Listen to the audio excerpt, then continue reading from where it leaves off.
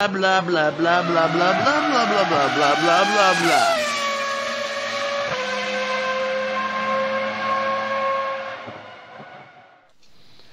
Hello everybody and welcome to I'll Tell You What TV for an F1 podcast where we will be discussing the Austrian Grand Prix and we'll probably be talking about the Silverstone Grand Prix, James's Italian holiday, Steve's sunning in the sun, and possibly a little bit about England just beating those cheating bastards Colombia to get through to the quarterfinals of the World Cup. Now for our regular viewers, you may realise we have come on about 2 hours later than usual because of the England game, so apologies if you've been waiting for a couple of hours, but we are here now. So Steve, James, I hope you're both well and in a good mood this evening. Oh, I'm in a much better mood now than I was about 45 minutes ago. You're in a much better mood than I was about 15 minutes ago.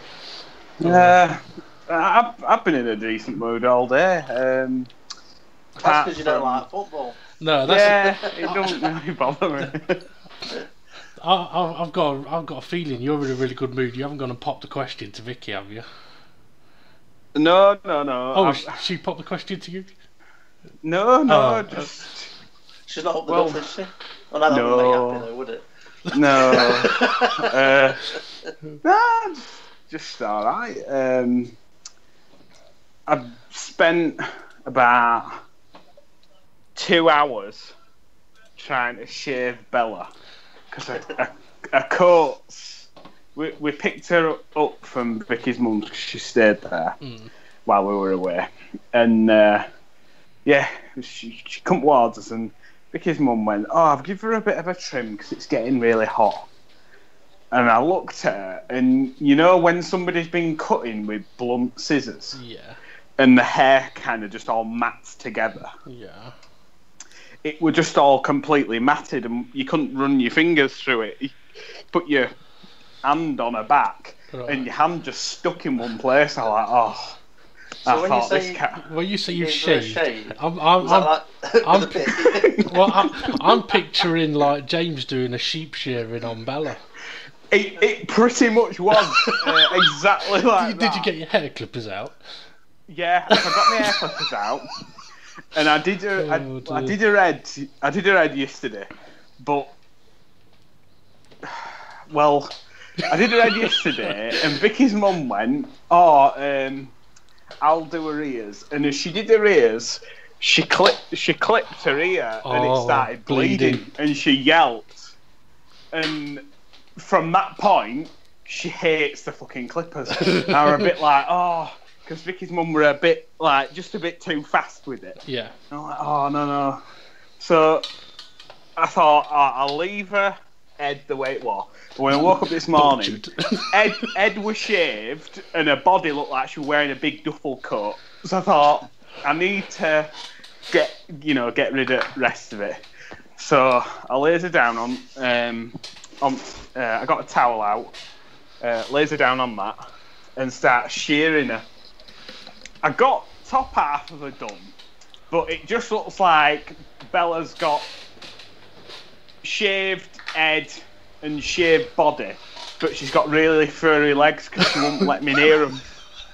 I'll show you a picture. All the hair's fallen off. I should have made a video how a man shears his dog. You should have done, yeah. I'll send you a picture, but even I'm like, that's a really shit job I've done there. Well, interesting. I mean, okay, we are an Oh, James has just left. So interestingly, we are obviously an F1 podcast, but we do talk about other stuff as well. And I was going to mention something until James disappeared. So we'll just wait for James to come back. He'll still be sat there talking away, not realising. Yeah. I'm back. Yeah. Did you know you'd gone? I just realised then when I was talking, I was like, oh. No one's talking back to me. Bella, stand up so I can take a photo. Yeah, come on, over here. Good girl. That's it. Stay.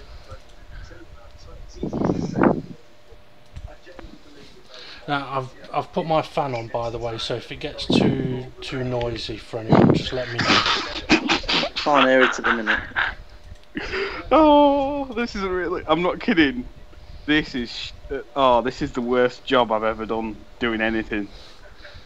Now the thing is, we did have to put up with how our mum used to cut our dog's hair, but it wasn't too bad. It was just really She just looks short. like she's ill. Oh my god! Jesus Christ, James! I know. I felt so sorry. She's looked depressed all day. She looks like one of them fucking Siamese cats, but with She hairy looks like legs. she's about to go into surgery. Jesus Christ! She can't go to the dog park now, can she? Everyone's gonna fucking laugh at me. She looks more pink than white, doesn't she? She does. You're gonna have to be careful with her in the sun. Though. You'll have to like put some sun cream on. I nicked her leg. You might be able to see just top of her leg. I nicked it, and from that point, she wasn't having any of it. She was like, "Stop now." I'm not surprised. Okay, now. But she's looking a bit happier now. I brought Duvet down. Yeah, Duvet, yeah, because she's fucking cold. She's got no fur left. well, I was going to say, you said you should have done a video of it. And I was saying as well that obviously we are an F1 podcast, but we do talk about other stuff. And sometimes, I'm sure you guys have had this, and James, I don't know if you've seen our chat since while you were away, but if you haven't, don't worry. I had a situation the other day where I really wish I'd just got my phone and started recording, right? Just on the off chance that something might happen, because I saw what has got to be one of the funniest things I've ever fucking seen. Jesus Christ, James's ass is taking off. Jesus. Fucking hell, what was that? What was it? It's like a... Oh no, it's fucking... It's your washing machine, yeah. Fucking hell, I thought there was a car outside revving. Jesus. Like an electric floating car. Right, okay, yeah, so every now and again you'll see something and go, I wish I'd fucking videoed that, and that's the situation that I had the other day, and I'm going to show you a couple of pictures, and then we will get on to the F1 obviously. I'm just going to have to, oh, that's not the right picture, hang on a second.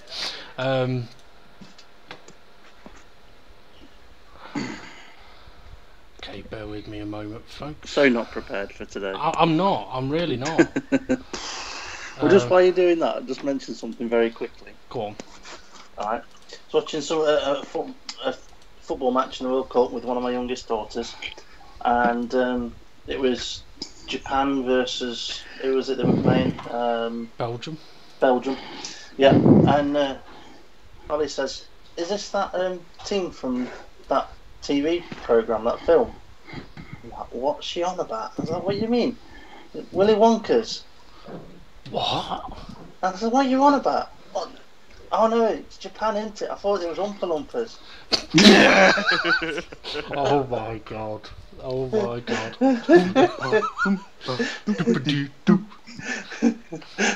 I love Japanese and so do you. Actually, Sorry, no, what, I am so that sorry. I've had a beer tonight, it's not good. That reminds me, obviously I work in a mailroom, and it's fucking hilarious because With letters. No women allowed. With letters, not just a sausage fest. Yeah, we have people coming down going, "Oh, can we send this out to a customer recorded, or can we send this special or whatever?"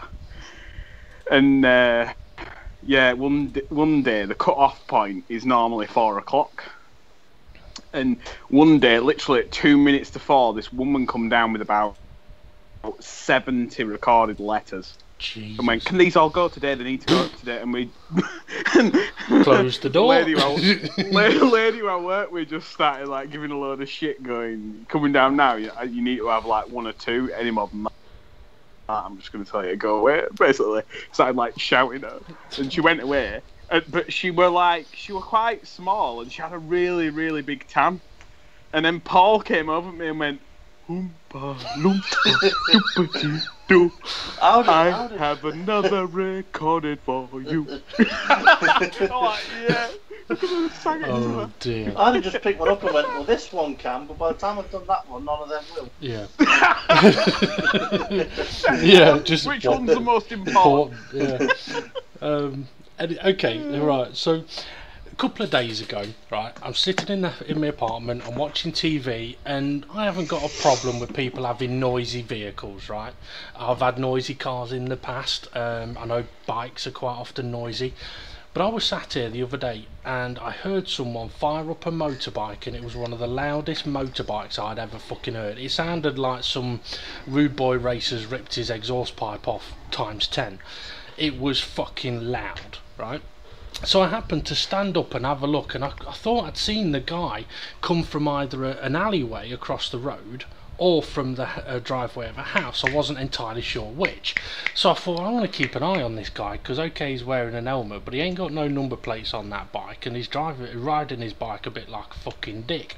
Now, where I am, you could basically do a bit of an oval, and that's what he was doing. He was going down the main road, little side road, up in front of my house, and then back to the main road.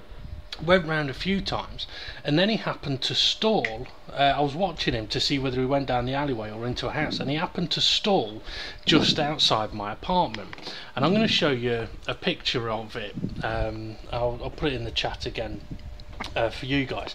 So this picture that I'm showing is literally right outside my apartment. You can see the main road, and the curb that you can see is where like one of the little side roads is. So it turns out that this guy has stalled his motorbike sort of just to the left of where this picture is, and it's taken him a few minutes to get it going again.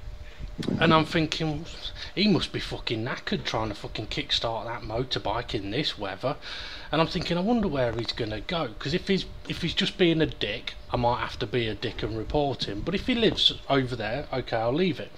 Turns out he lives in that house over there with the two cars that you can see. And the reason that I know that is because once he got the bike kicked up and started again, he went to go in that gap between the two cars, hit the silver Corsa, nearly fell off, popped a wheelie, and went straight through the front door. No, seriously, no. went straight through. Yeah. It's double doors, but there's a front door and another door. Went straight through both doors with his motorbike with the front wheel up in the air. And I was stood Jeremy there. Beadle would have been giving you 250 quid. He fucking would have done. Now, At at this point, I'm pissing myself. Right? I'm proper pissing myself. Thinking, why did I fucking record that? I'm grabbing my phone, I'm taking pictures, he's panicking, his missus has come out giving it, what the fuck's going on? And I'm thinking, I wonder what he's going to do about his doors. Well, a couple of hours later, this was the situation.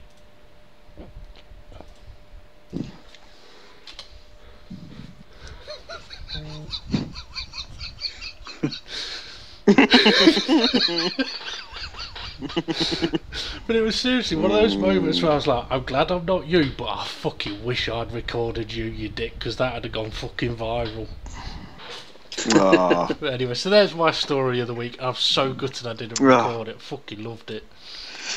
Oof. Well, I think mine's going to hit a crescendo, so we'll go with Steve's.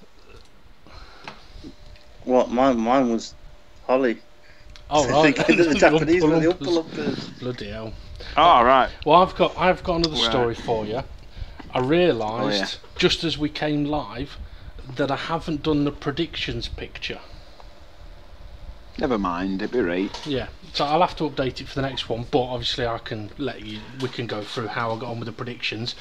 Anyway, as some of you may know, James has recently had a little vacation. Did it rain, James, in Italy, or was it recently?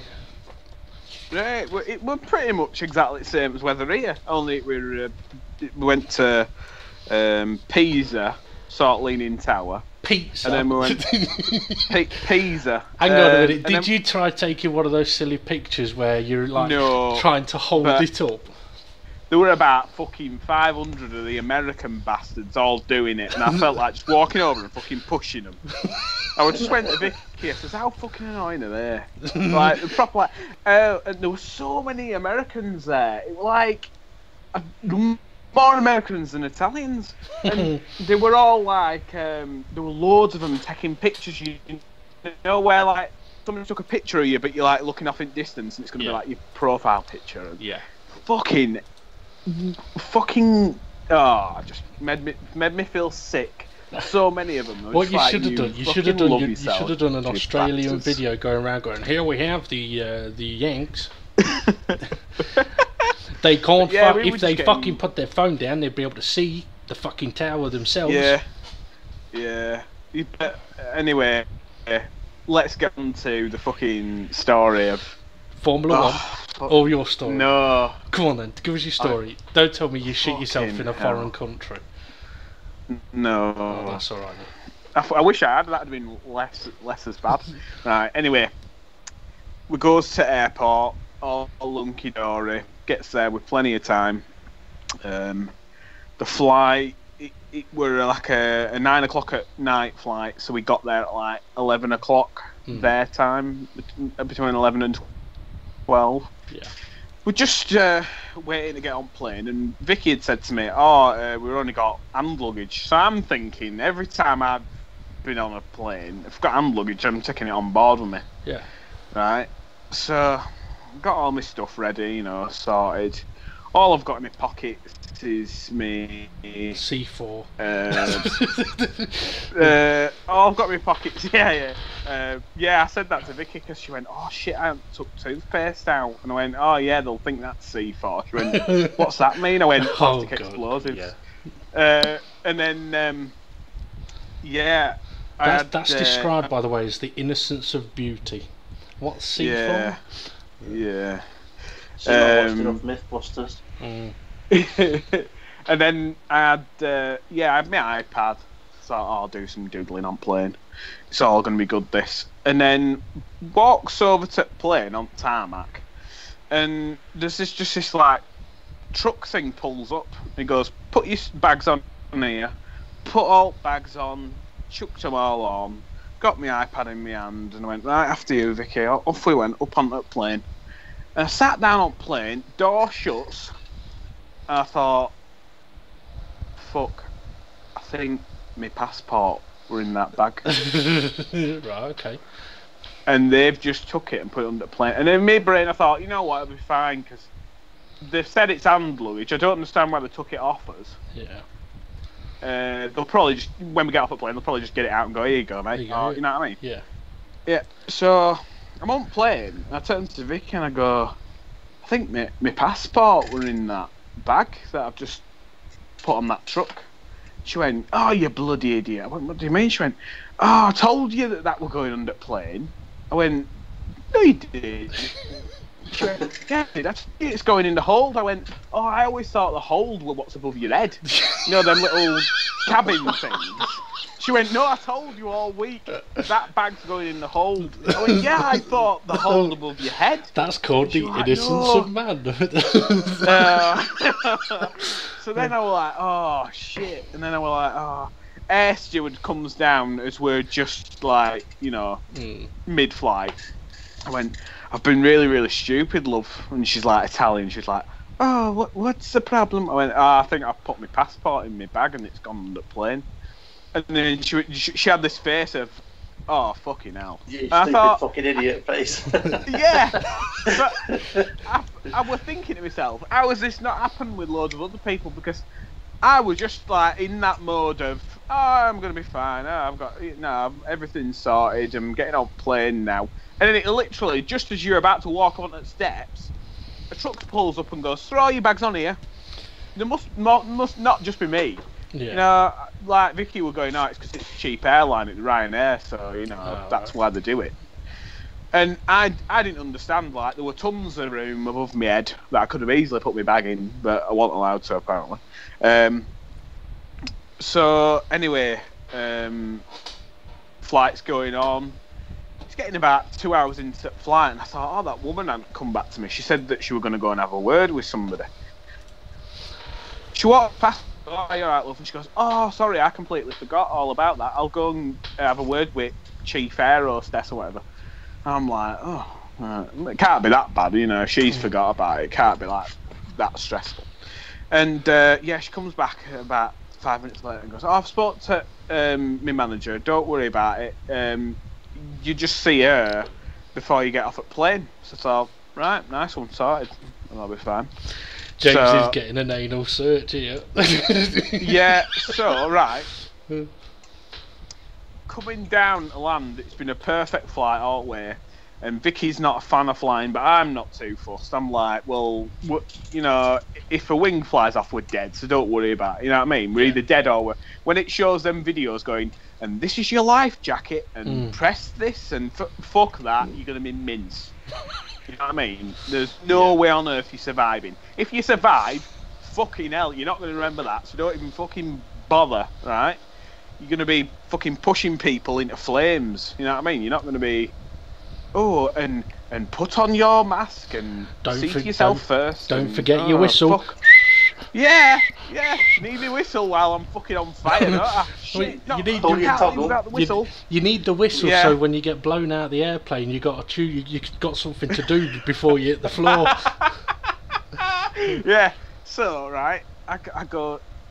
We're coming into land, and it goes. You know, like when they're coming to land, they turn the lights off in the cabin. Yeah. Normally they say, we're about to land now, we'll just be turning the lights off. Did they do that? Did they budget? Fucking just turn the lights off. As they turn the lights off, the fucking light on the wing of the aeroplane is like... Oh, we're at the wrong angle, because it were bouncing into the fucking aeroplane. I'm like, fucking hell, that's bright. And as I look out, the reason why it was so bright was because we were like flying through a load of like fog and mist and stuff. And it just looked really, really like spooky. At that point there, it starts banging like mad. I'm like, fuck's sake, fucking turbulence. And like Vicky's grabbing my arm going, I don't like it. And I'm like, oh, fucking hell, I'm not worried about this. I'm more worried about when I land, you know. In a way, I'm like, if we crash, I don't have to worry about it, you know. Yeah. Anyway, it comes into land perfectly fine, you know, chill out. You're a lot like the guy from the John Smith's advert, aren't you? It's not the monsters under the bed you need to worry about, it's the burglars coming through the fucking window, because if they come in, you're fucked. Yeah. So then I walks up to this chief hostess, you know, and I go, hiya, I'm the knobhead who's put my passport in my bag. And she goes, oh, and she's like giggling, going, oh, don't worry about it. You're not the first person to do it. So I thought, oh, well, you know, she's not making me out to be a right knobhead. Just say that to be polite, James. Yeah. And then she goes, and well, this is it. I were a bit suspicious, because at that point she went, right, what you want to do now is you want to go on that bus with everybody else, all the rest of the passengers. When you get off, there'll be a woman with an orange bib. You want to go see? You want to go see her, and she'll take you to the baggage area. You can get your bag, and then you can go in and show them your passport. I thought, brilliant, nice one. Gets on bus. Bus sets off. Bus pulls up, looking out for a fucking woman with a bib. Was the one? Was the fuck? Right? Gets off at bus. Looks round, I sees this fucking old bloke with an orange bib. I thought, oh, well, maybe she got it mixed up. It must be him. Walks over to him, he's Italian. I speak no English. Yeah, I goes, oh, I've come get me bag, because it's got his passport in it. He goes, inside. I'm like, inside what? And he went, inside. That's all I could say. So I like, fuck's sake. So I turned to Vicky, I went, fuck's sake. And I looked at her and I says, I bet you a tenner I'm having a fist up my arse now. They're going to be like, well, how have you got in this country without a passport? Yeah. So then we're in queue, we're queuing up. Fucking Vicky's looking at me like she's embarrassed to be with me, so she's trying to look like as if I'm not with her. Yeah. And I'm like, oh, thanks a fucking bunch.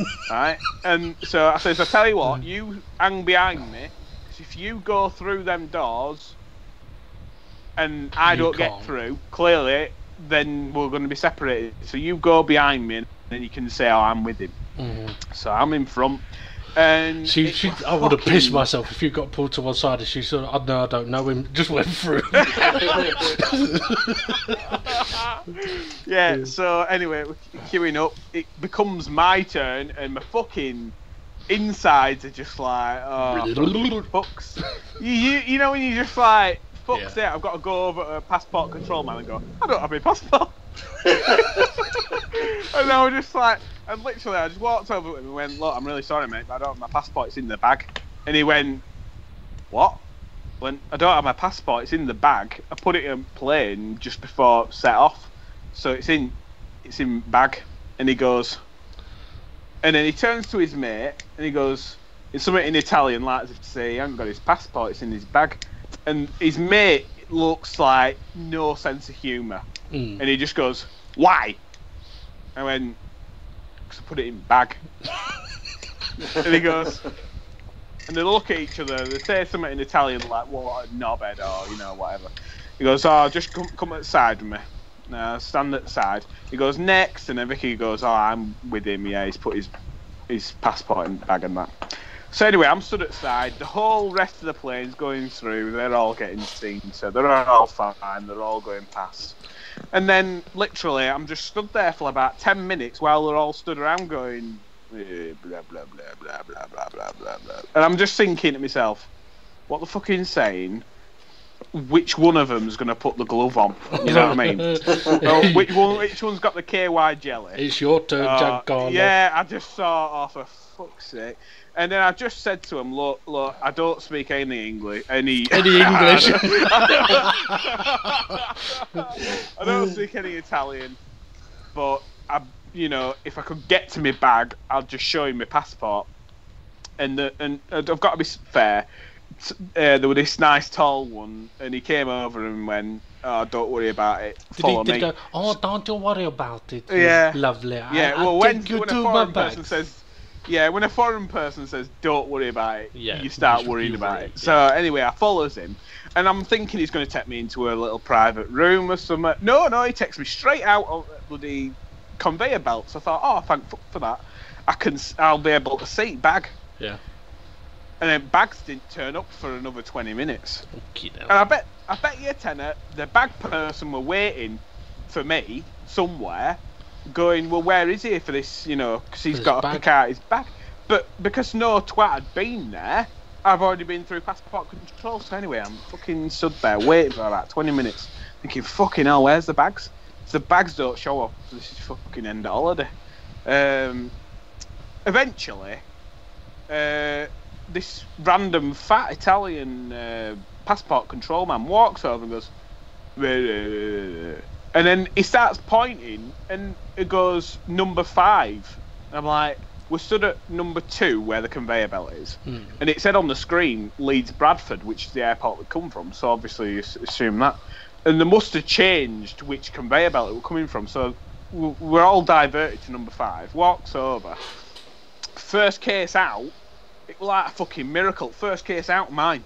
Like, fucking hell. So goes over and try to push people over, trying to grab it, because every man and his dog were in way. And I'm like, whoa, you've got passport control man watching me here. Whoa. So goes over, grabs it, unzips it, show it to him, and then he just went. So you go, "Oh, it's in my pocket." Showed it to him, and it was just so funny when he went. Okay. Didn't even say anything, and then just literally looked at me and went, "Have a nice day." But then I was like, I went, "Vicky, they're coming off on conveyor belt number 5, and she's like, "Fuck's sake, how do you get your bag before me? And I've got my passport." And then it were all right. We were walking. We found this lovely little hotel right next to airport, which I thought, an hotel next to airport, you're not going to get much sleep. But you couldn't even hear any fucking planes, so it were actually really, really nice. But yeah, oh fucking hell, I tell you something, it was just like one of them where you're in shit, but you try to tell yourself, don't worry, don't stress out, don't, just keep yourself cool, and but then when you actually have to go over to somebody and go, "I'm a knobhead," it's a bit, But yeah, no, apart from that, we're all alright. Yeah. Well, that's good. But yeah. Well, that's good. But on to the Austrian Grand Prix, anyway. Yeah. Weirdly, you know what? For me, we're talking about the Grand Prix now, as you say. I watched the race, and I were bored. Well, I wouldn't necessarily say I was bored, but I don't know, I felt weird watching. That sounds odd to say. I didn't feel like I normally do watching it, and that, I'm either really excited or bored, but it just seemed like, how can I explain it? Almost like it wasn't real. It's like, hang on, what is going on with cars? Some of those. Go on. I know cars are breaking down and stuff, right? But for me, right, this is what got my back up about this week's Grand Prix. Alonso is moaning that he's at the back, behind a Williams, and there's nothing, or whatever car it was, there's nothing he can do about it. We need to change what we're doing, blah, blah, blah. Next thing I know, he's in 8th place. Yeah. I've not seen him overtake a fucking car. That is true. That is true.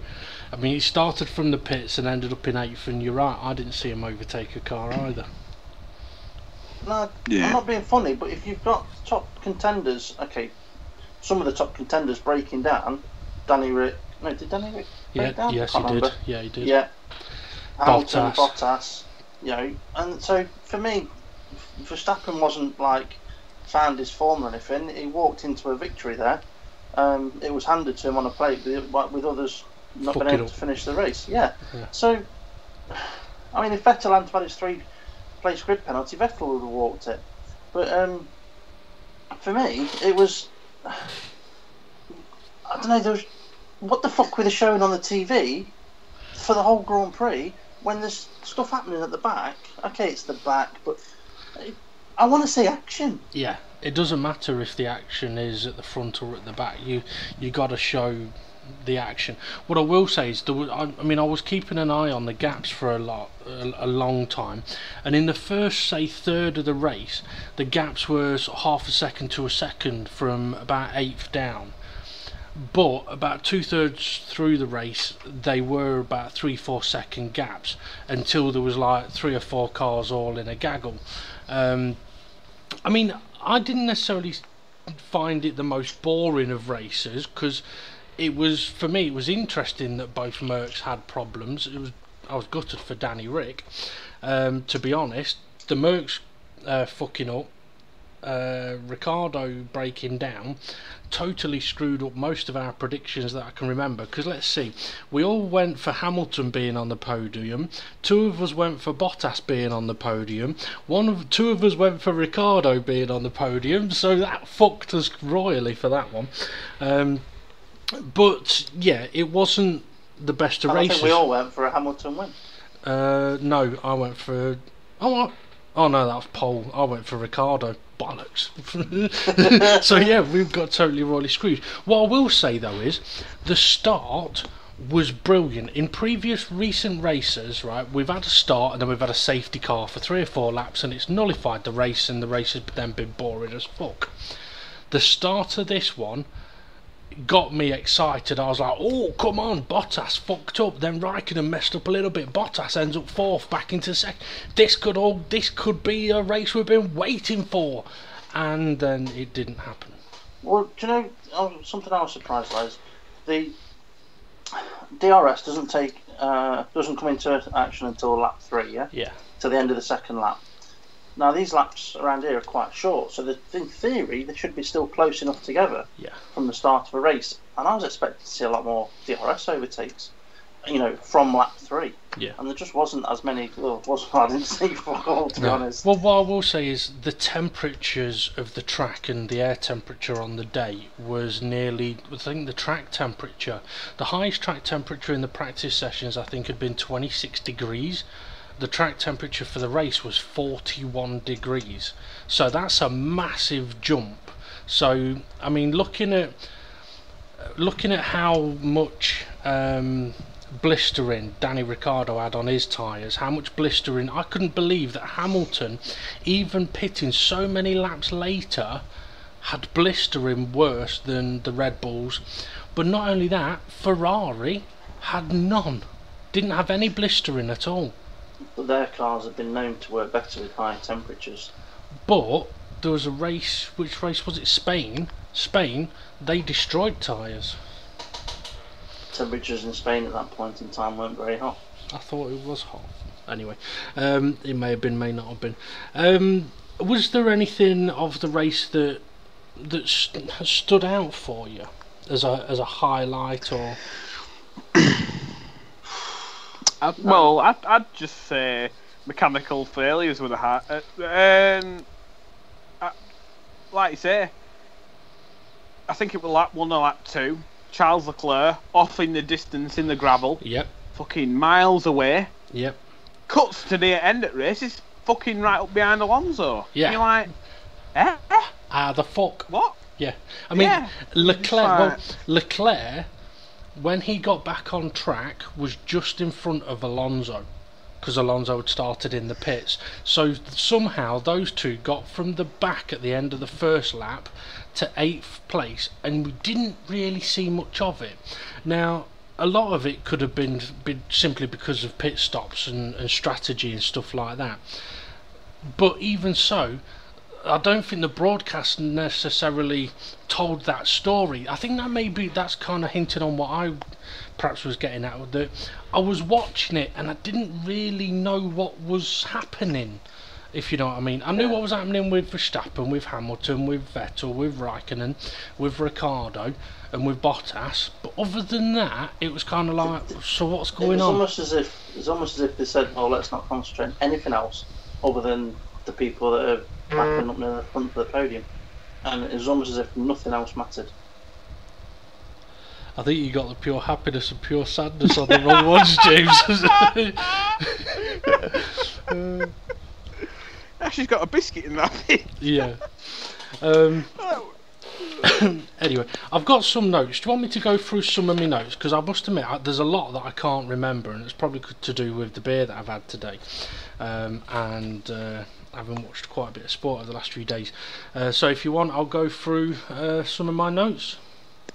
Yeah, go for it. Yeah. Okay, so I put frantic start, great start, especially by Kimi Raikkonen. With the start he had, I thought he was actually going to go on to potentially lead the race in the early laps. Bottas had a poor start, but he got very lucky.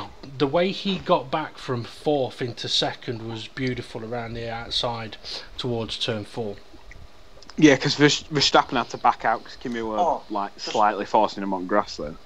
Just on that as well. It's turn fucking 3. Yeah, I'd agree with you. If you haven't got a brake for it, it's not a corner. Yeah, that's what I think. I mean, well, I say. Well, you say that. What about Eau Rouge? Is that not a corner? No, but it's Eau Rouge and Radion. Yeah, you still have to adjust your speed for it, especially in qualifying pace. I know what you mean. A King Connor straight is not a corner. Right, and I'll give you basically I'll explain this a bit more. Right, Maggots and Beckett's. All right, you've got to ease off. You've got to adjust your speed to get through it. So therefore, that is definitely straightforward corners. Yeah, same as a lot of other corners. But Turkey, the old DRS straight at Turkey, that kink, yeah, it's never a corner. It was not numbered. It didn't have a name. Yeah. So I could potentially argue against that one, maybe, because that is pretty much a 90-degree turn, whereas the slight curvature of the straight from turn 1 to turn 2 at Austria is. I'm going to try and think of some others that are not classed as corners. Well, here's one that is classed as a corner that shouldn't be. Bahrain final corner. Apparently it's 2 corners, but it's actually only 1 corner. But no, it's 2 corners. Well, China, turn 11, 12 and 13. What?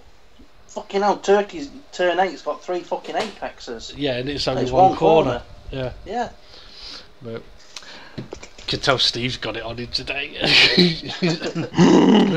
Okay, I've put first 3 laps were very exciting. Next 3 laps must have been boring because all I saw for the next 3 laps was replays of the first 3 laps. Yeah. I made not a note, but a mental note. So I was watching the race with Claire and I said, for fuck's sake, replays. Because it was actually interesting. You know, what was happening on the track was interesting, and they went to a replay. And I said to Claire, we were on lap 3 before they went to these replays. Let's see how many laps we miss from watching replay, and let's see if we actually have a replay. Yeah, lap 5. Yeah. We missed, and it was well into lap 5 as well, so they missed complete 2 laps of the race. I've got a note. So go on. No, go on. I was going to say, I've got a note here, and this note was for you, Steve. I put lap 9. Oh no, the big star. Yeah. It's back. Actually, They transported it from Canada for you, Steve. But not I only saw that, it before. They sunk it into the ground halfway in. They heard you liked it so much they wanted to make sure it were featuring in a few Grand Prix this year for you. Do you know what does my head in about it though? It's fine, have it there, right? It's cheaper than building it, right? But if you've got it when your camera's panning across the screen and it's there, when they switch to the next camera, looking at the corner from the opposite direction, at least have it still there. Yeah. No, because that costs too much money. Because Formula One's on a shoestring budget, if I can say it. Yeah, but it's Heineken that pay for it. That is true. That is a good point. To be fair, though, Before we get into any more laps, Yeah. did either of you watch the Sky F1 build-up or not? I was No, I was watching on the Channel England 4. game. Yeah, Now, that's- I saw this little piece. Now, normally I don't really watch all build-up. and Was stuff. it to do with the bit in the stewards' room? Yeah. Yeah. And I couldn't believe it were pretty much like me, you, and Steve sat on Honours Racing League. Yeah. I mean, yeah, we had a few more screens, but yeah, they have extra cameras. But it's pretty much just three people sat in a room going, "Oh well, I don't know. What do you think?" I thought it were I thought it was like fucking NASA. I thought it was like fucking everybody going, well, there's this piece of data, there's this piece of data. Now you've just got fucking that other bloke, and I always think he's a bit. You on about the Derek? mini-me version Derek- of Charlie White. Is it Derek Warwick? No, you're on about Derek. Derek Warwick. I like Derek. I never used to like Derek Warwick, but having watched that programme, Yeah. Yeah, I don't know. From the outside, whenever I see him, I just think, why is he so fucking much like a head teacher? because No, if you it's watch proper- that documentary, it would explain it. You'd Yeah. watch that and you'd go, right, now I can understand why he is the way that he is. Yeah. I could Yeah. tell you exactly what it is, but if I did, it'd spoil that bit of the documentary for you. I mean, I don't want to say too much about the documentary as well, James, but in the documentary, he explains one of his decisions that the other stewards went against, to do with Michael Schumacher squeezing, was it Massa, up against the pit wall. Yeah. Up against the pit wall. His opinion on that, for me, was 100% right. Yeah, but they black wouldn't flag him. black flag him for it. But his reasoning for it, absolutely completely justified. But the other stewards were, well, watch the documentary and, you know, your opinion of him may change. Yeah. Well, Yeah. I'm pretty sure it would change. But yeah, one of the things that I could sense straight away were Anthony Davidson, who I actually really like. I like. Think he's top. You know, I'd rather listen to his opinion than majority of people. Yeah. And it was showing a piece of footage from practice 1 or practice 2 where I think it was Carlos Sainz coming out of the pit lane and Vettel were already coming down the pit lane. And Carlos Sainz came out. No, it was Van Dorn. Oh, were it Van Dorn? Yeah, it was Vettel and Van Dorn coming out the pits. He comes straight out of the pit lane right in front of him, and then Vettel like kicking off. And he went, "Let's have a look at that." And all three of them sat there and went, "Is the driver looking left? No. Right, we'll give him a penalty." And Davidson straight away piped up and went, "Whoa, it isn't that he's looking the wrong way. He's looking at his chief mechanic and he trusts his chief mechanic. Yeah. There's a ton of people all there. Even if he looks across, there's going to be photographers, going to be all sorts there on the left-hand side that will be obstructing him. He's going off. The chief mechanic is waving him forward. Yeah. He's going, right, the mechanic's road's saying it's clear. trying to go." It's a bit like a blind man being led onto a motorway is trusting the person that's telling him go onto the motorway. It's clear.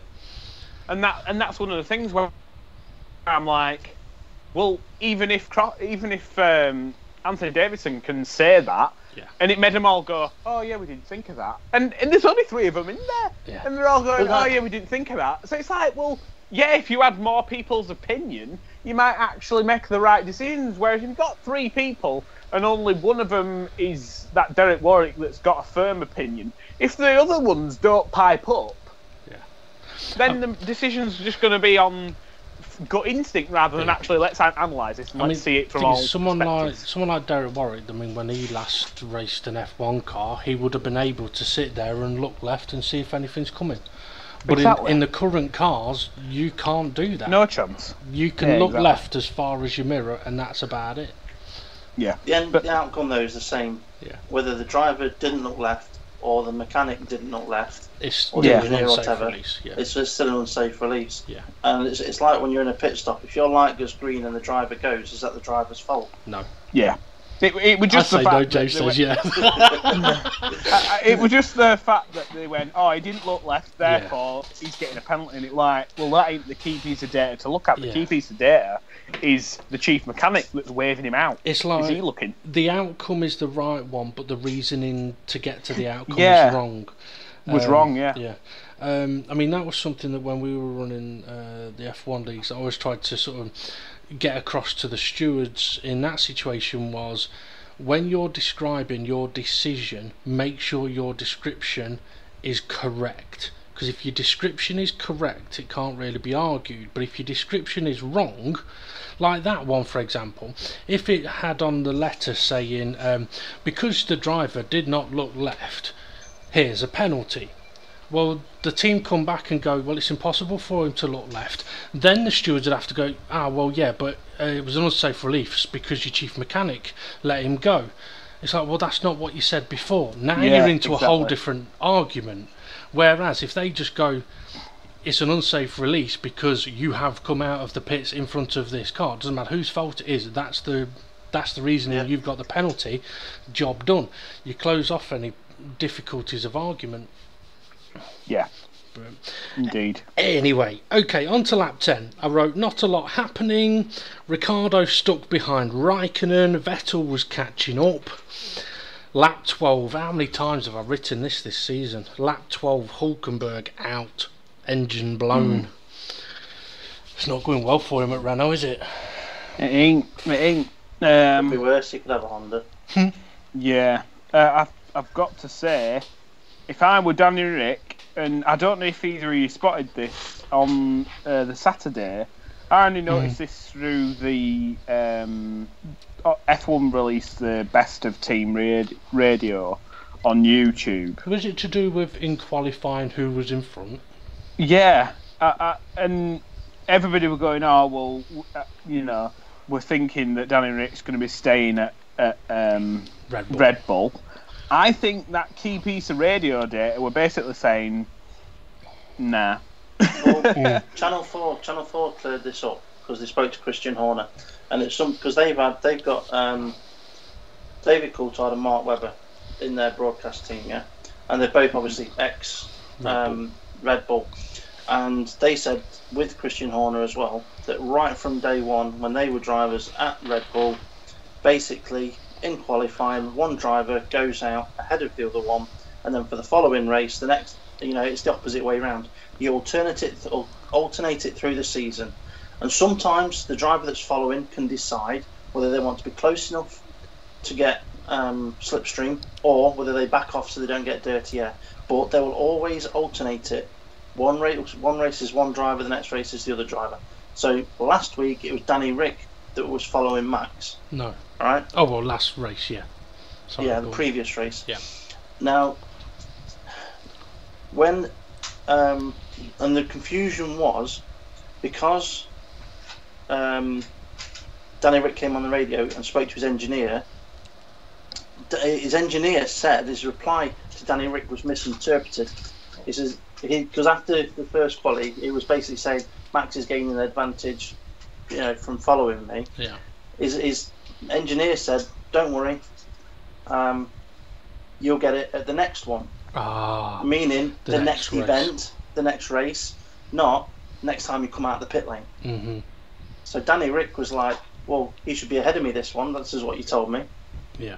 But that bit wasn't explained very well. To add on to that as well, one of the things they did mention on Sky was that because Austria is such a short track, at most tracks the drivers will get 2 runs in Q3.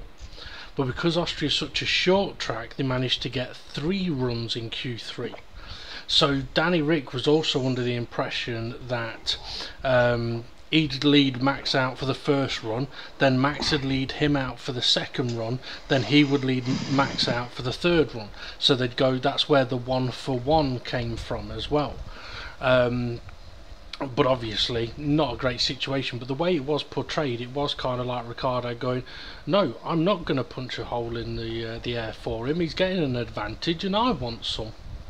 But then also when you hear what Max says on the radio, it's like, no. I'm not overtaking him. Yeah. No. Yeah, and it, you know, when you hear what Max was saying, it's like, you stubborn bastard kind of thing. But if it's already understood that he's in front of you, then why should you overtake him? Yeah, that is true. I mean, I did find it a little bit of an interesting, because at first I thought, you petulant little bitch, but then when I found out what the reasoning was for it, I was like, well, actually, you know what? You'd probably do the same in that situation where you go, no, look, this race weekend, it's my turn to be behind you. Next week. How annoyed would you be, though, if you're Danny Rick, alright, and there's not a stand there named after you? Okay, I understand that it's closer to Max's country, home country, than it is, Danny Rick's home country. But it's the Red Bull ring. It's their home race, not Max Verstappen's home race. Well, I don't know. It might piss him off. It might not. I mean, I read something today, which was Christian Horner, and actually, I took a picture of it, so I'll get it for you, so I know exactly what I'm saying. Christian Horner says the F1 driver market will trigger into action once Lewis Hamilton's future is confirmed, and feels it will impact the future of Carlos Sainz. So Horner said, as soon as Toto signs his contract, the two contracts, that then will cascade throughout, and Carlos Sainz will just be a mechanism within that, so it's all down to Toto. That to me says, now I could be interpreting this wrong, that to me says Danny Rick wants in the Mercedes. The only way he's getting in the Mercedes is if Bottas or Hamilton aren't given another contract. If they're not given another contract, Ricciardo wants the opportunity to get in that car. And I think Red Bull are giving him the opportunity, a bit of time, to go, look, okay, we know you want this opportunity. We don't want you to miss that opportunity. Because if you do, and someone else gets it, for example, Carlos Sainz ends up in the Mercedes, that might not be good for Red Bull. But that kind of says to me that Danny Rick is waiting to find out what's happening at Mercedes before he decides. And if his options are Mercedes, that then goes off the table, it's Red Bull or lower. I think he'll stay at Red Bull. And if he stays at Red Bull, then Carlos Sainz probably stays at Renault. If Danny Rick doesn't stay at Red Bull, Carlos Sainz goes into Red Bull, but I can't see them swapping Sainz for Ricciardo. It'd work for Renault, but would it be better for Red Bull? Maybe not.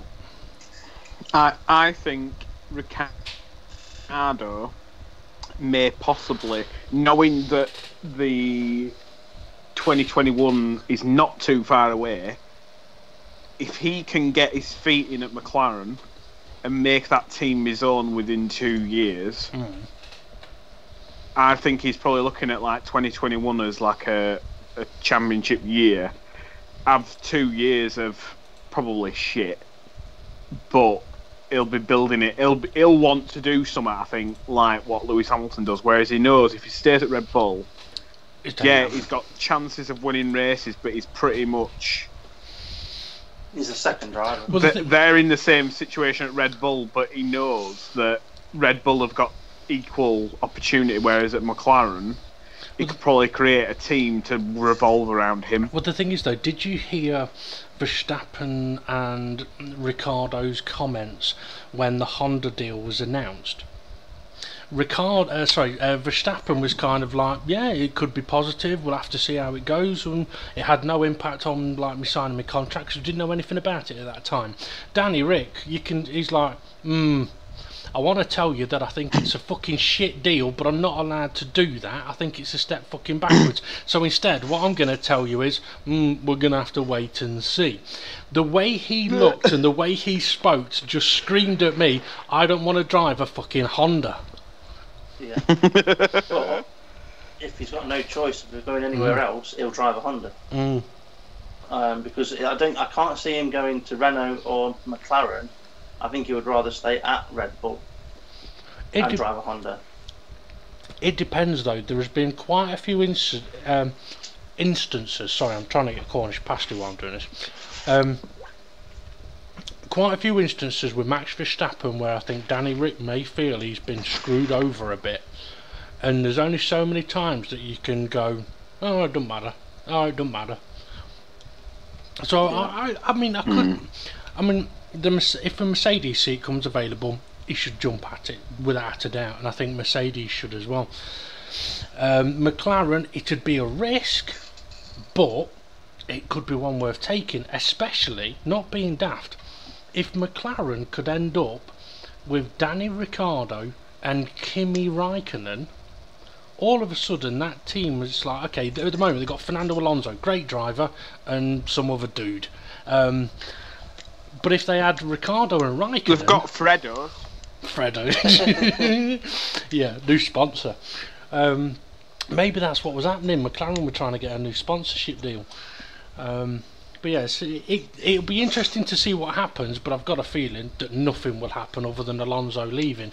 And not only that, I'm pretty sure, did I see it the other day? I'm sure I took a picture of it. Charles Leclerc has apparently been confirmed as having a... Let's see, here's some breaking news for you. Two sources tell us that we can actually confirm that Leclerc has agreed a 2-year deal with Ferrari which begins next year. He's agreed it, doesn't mean he's signed it. No, that is true. But that would hint more at the possibility of, right, it's time for Raikkonen to leave Ferrari. Could he go back to McLaren? Or, I mean, I know he's been offered lots of drives, like rally drives and stuff like that. If he still wants to be in Formula 1, what other teams can he race for in Formula 1? It's not Red Bull. He's leaving Ferrari. I can't see him getting in at Mercedes because Danny Rick would be the next one in at Mercedes. So you start going down the list. Why would he go to Haas? Yeah, he wouldn't. It's a lesser Ferrari. McLaren's a possibility. If Williams weren't so shit. This is what I don't get about Williams. Why are they so shit? Because there's going to be some good drivers available. I mean, I've got to say, Kubica's a good driver. There's some good drivers that are available, but if they were a bit better than they were, they'd be able to entice them drivers to come to them. Yeah. What I will say though is I did like what Williams did in Friday practice with Kubica. Did you hear about what they were doing with him? No. I know that he drove. Right, well, he did drive. Basically, Williams came out just before the practice session and basically said, look, don't focus on his lap times, don't compare him to the other driver. That's not what he's in the car for. He's not here for us to assess how good he is. He's here to test the car. We've got shitloads of stuff that we want to test and run through and work out, and that's what we're using him for. It gives him track time and it gives us an experienced driver testing all the things that we need to test to try and work out what's wrong with the car. Now that... But wouldn't he... But surely, if he'd have been in that car for however many races up to this point, 9 races, is it? He would have a much better idea without getting in on a Friday free practice. Yeah. He'd already know what was fucking wrong with the car. That is true. I can't disagree with you, but I did like that Williams were doing that. That to me, okay, kind of screams of desperation, but also screams of we know we've got a problem and we're doing the best we can to try and sort it out. James, by the sound of it, doesn't agree. The shit. And I can't honestly see anybody at that Williams team going, right, shit, but we're going to deal with it. We're going to sort this out. It just seems very namby-pamby. Oh, well, like what we said, fucking somebody who can just go, you know what, fuck this year off, focus on next year. No, we've got to work on things, because if we don't work on things, then next year going to be just... No, don't say that, you fucking idiot, even if that is true, because you're just going to fuck everybody off who's working there. You're going to have as many disgruntled employees as you've got at bloody McLaren. Right. Claire Williams' phone was seen on the TV, and I took a picture of it. And I've been meaning to go back into the footage to try and get a better picture, because I'm pretty sure it's from a sponsor that's been sent to her. And I was trying to work out, I couldn't read it all, but was that what you'd sent to saying? What does this say? And I was like, I don't know, it's just fucking blurred. Yeah, basically it was a message on Claire Williams' phone that she hands to her PR assistant or whatever, and with her expression on her face was like, fucking hell, look at this kind of expression.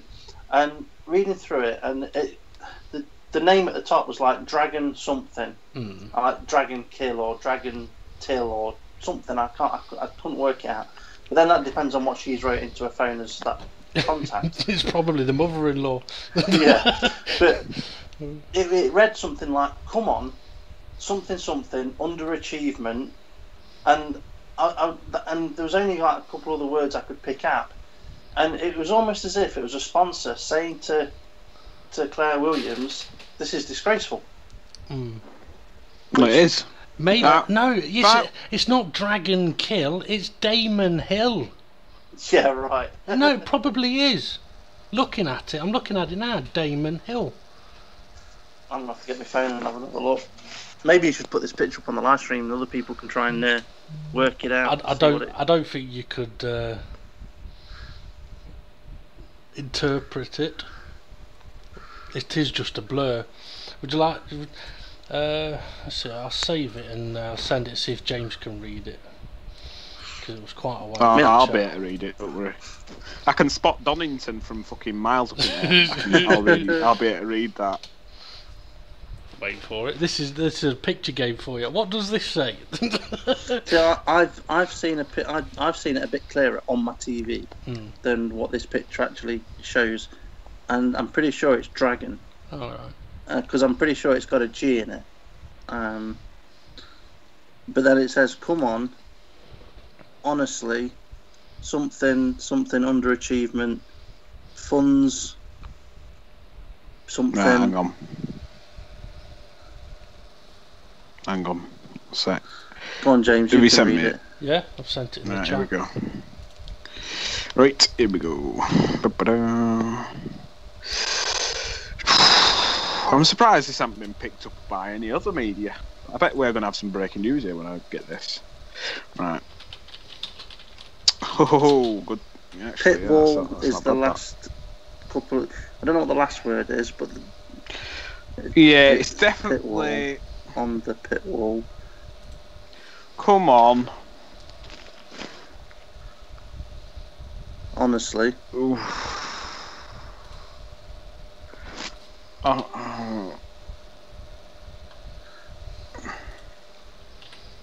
Come on, this thorough underachievement. I want to say fluids, but thus benefits. The very last word is thanks! ! Yeah,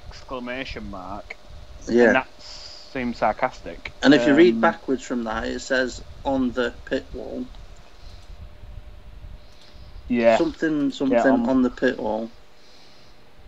Yeah. I don't know how you're getting on the pit wall. All I can see is a blur, and maybe it's because I'm looking at it. No, yeah, I can see on the pit wall. Yeah. If you were up, I think it's if you were up on the pit wall. Maybe it's a dad. Yeah, it might. You know what? I bet you it might be. So hang on, where we seeing the name of who it's sent to? Is that just right that blur bit above? Oh. Where Dave reckons it says Damon Hill. I thought it was Dragon Kill. I'd need a slightly. Is there any other picture that's any clearer than that?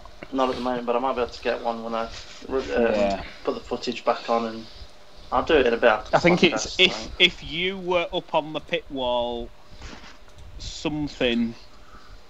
Thanks or something. Yeah, whatever it is, it sounds fucking arsey, and I'm not surprised because, no offence, all the stuff that's come out of Williams this year in all the press conferences have just been absolute bollocks. You've had more positivity coming out of Alfa Romeo Sauber, and I mean they've got probably one of the blandest drivers on the grid in Ericsson, they can still make him seem cool. I've got to say though, Grosjean, where the fuck did that drive come from?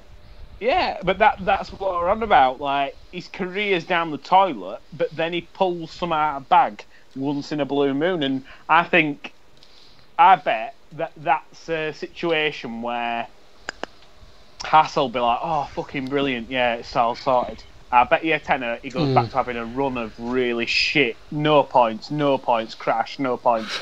And then they'll be like, fucking hell, where's that performance gone? And unfortunately, in Formula 1, yeah, he might build on a load of confidence. Oh, I've got a load of points now and all this lot. But he doesn't come across to me like he's got the mental head for Formula 1. He does every now and then, does Grosjean, but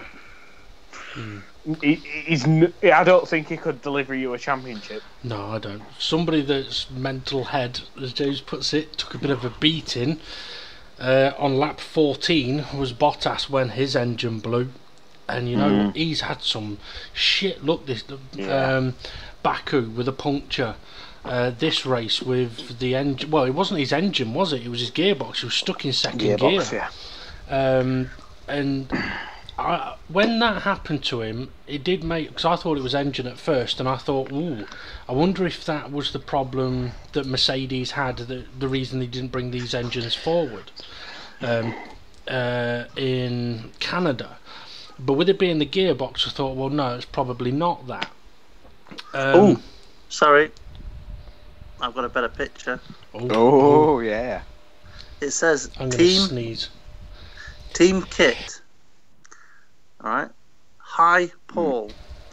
Come to Paddy now. How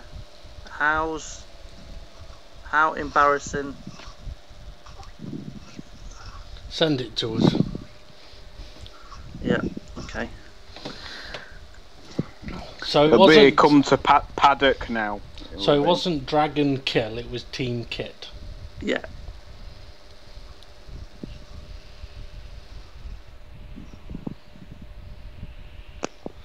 So as we all wait with bated breath. Yeah. So yeah, while you're sorting that out, Steve. So it wasn't Damon Hill either. No, but I was closer. At least Damon Hill drove for Williams and worked for Williams. Dragon Kill never did. But yeah, Bottas, he's had some shit luck, and I did feel for him, and I did think it was the Mercedes. What's the word terminology that they use? Quality control issue reoccurring. But then I thought, with it being gearbox, no, that wasn't until Hamilton's engine packed up on him as well. And I do wonder whether that was either just temperature related, or because Hamilton didn't have any problems until he was in a bit of traffic.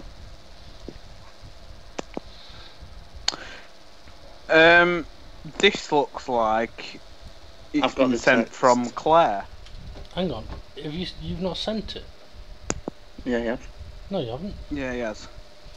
Oh. It's not come through to me. Oh, that's weird, it's come through. I'll read it out. It says, sender, Claire, kiss, kiss. So, it says, this must be from her, so she must have been saying, before I send this,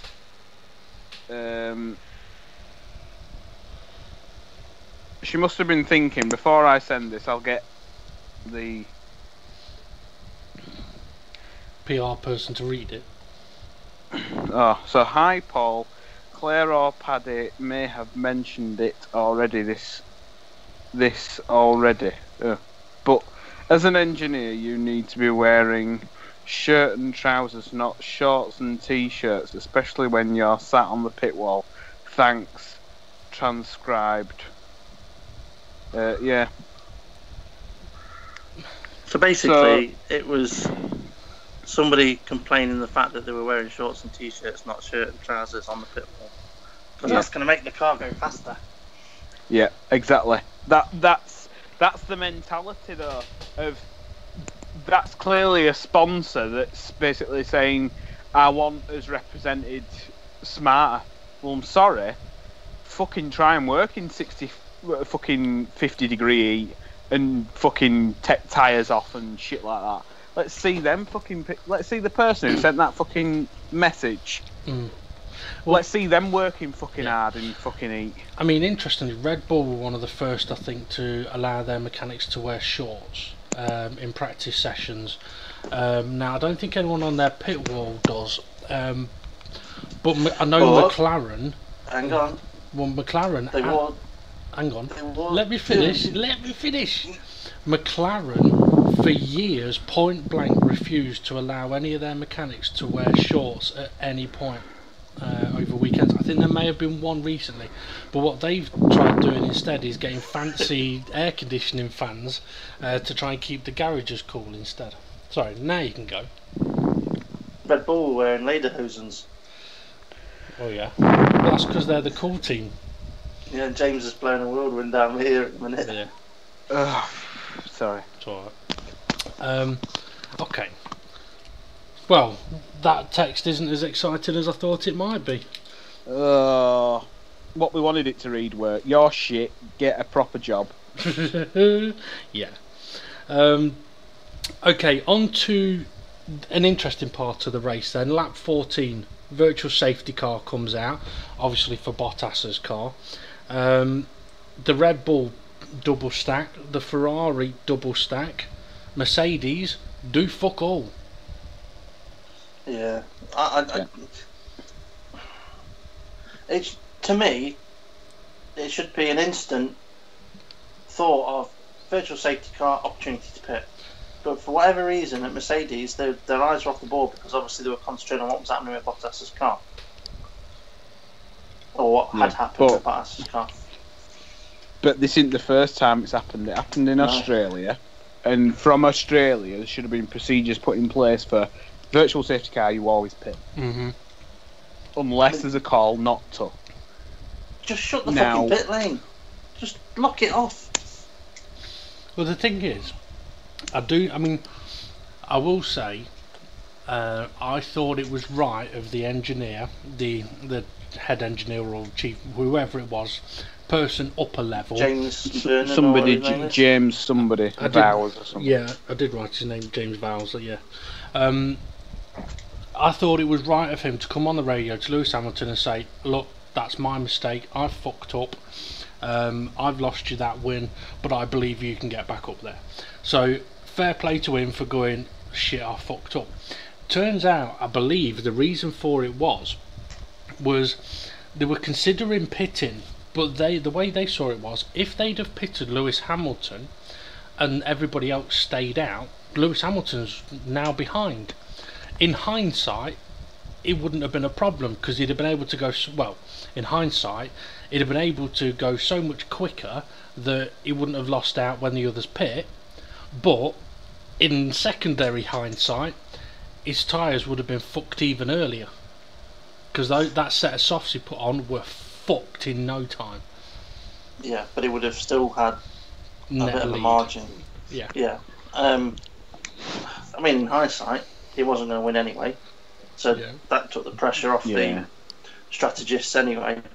But if I'm a driver, alright, if I was a driver and I've got VSC come up and I've had to reduce my speed down to VSC, I'd be straight on that radio. I'm coming in, or I'm pitting, or do back pit at least. Not waiting to be told to pit. It's like that's your opportunity. But the VSC, if I'm not mistaken, it was out for 2.5 laps. So if he doesn't pit for the first opportunity on the lap round, he knows everyone else has. Surely someone should have gone, maybe we should pit him this time then. Yeah. So to leave him out for a following lap as well, I mean, I actually thought, they're leaving him out for another lap to save a bit of tyre wear on the next lot of tyres. But when they didn't, unless they were going to pit him and then the VSC ended. But could Bottas have put his car in a better position? I don't think he had a choice by the looks of how he was handling. Maybe it's something that they would discuss. Actually, when I say in a better position, longer for it to be recovered, so that it gives them more time to discuss what they're going to do, whether they're going to pit or not. Or in a position where it can't be a VSC, it's going to have to be a full safety car. Thing is, you don't want to do that though, do you? You don't want to bring out a full safety car. James, I know you've been trying to say a few things, so go on.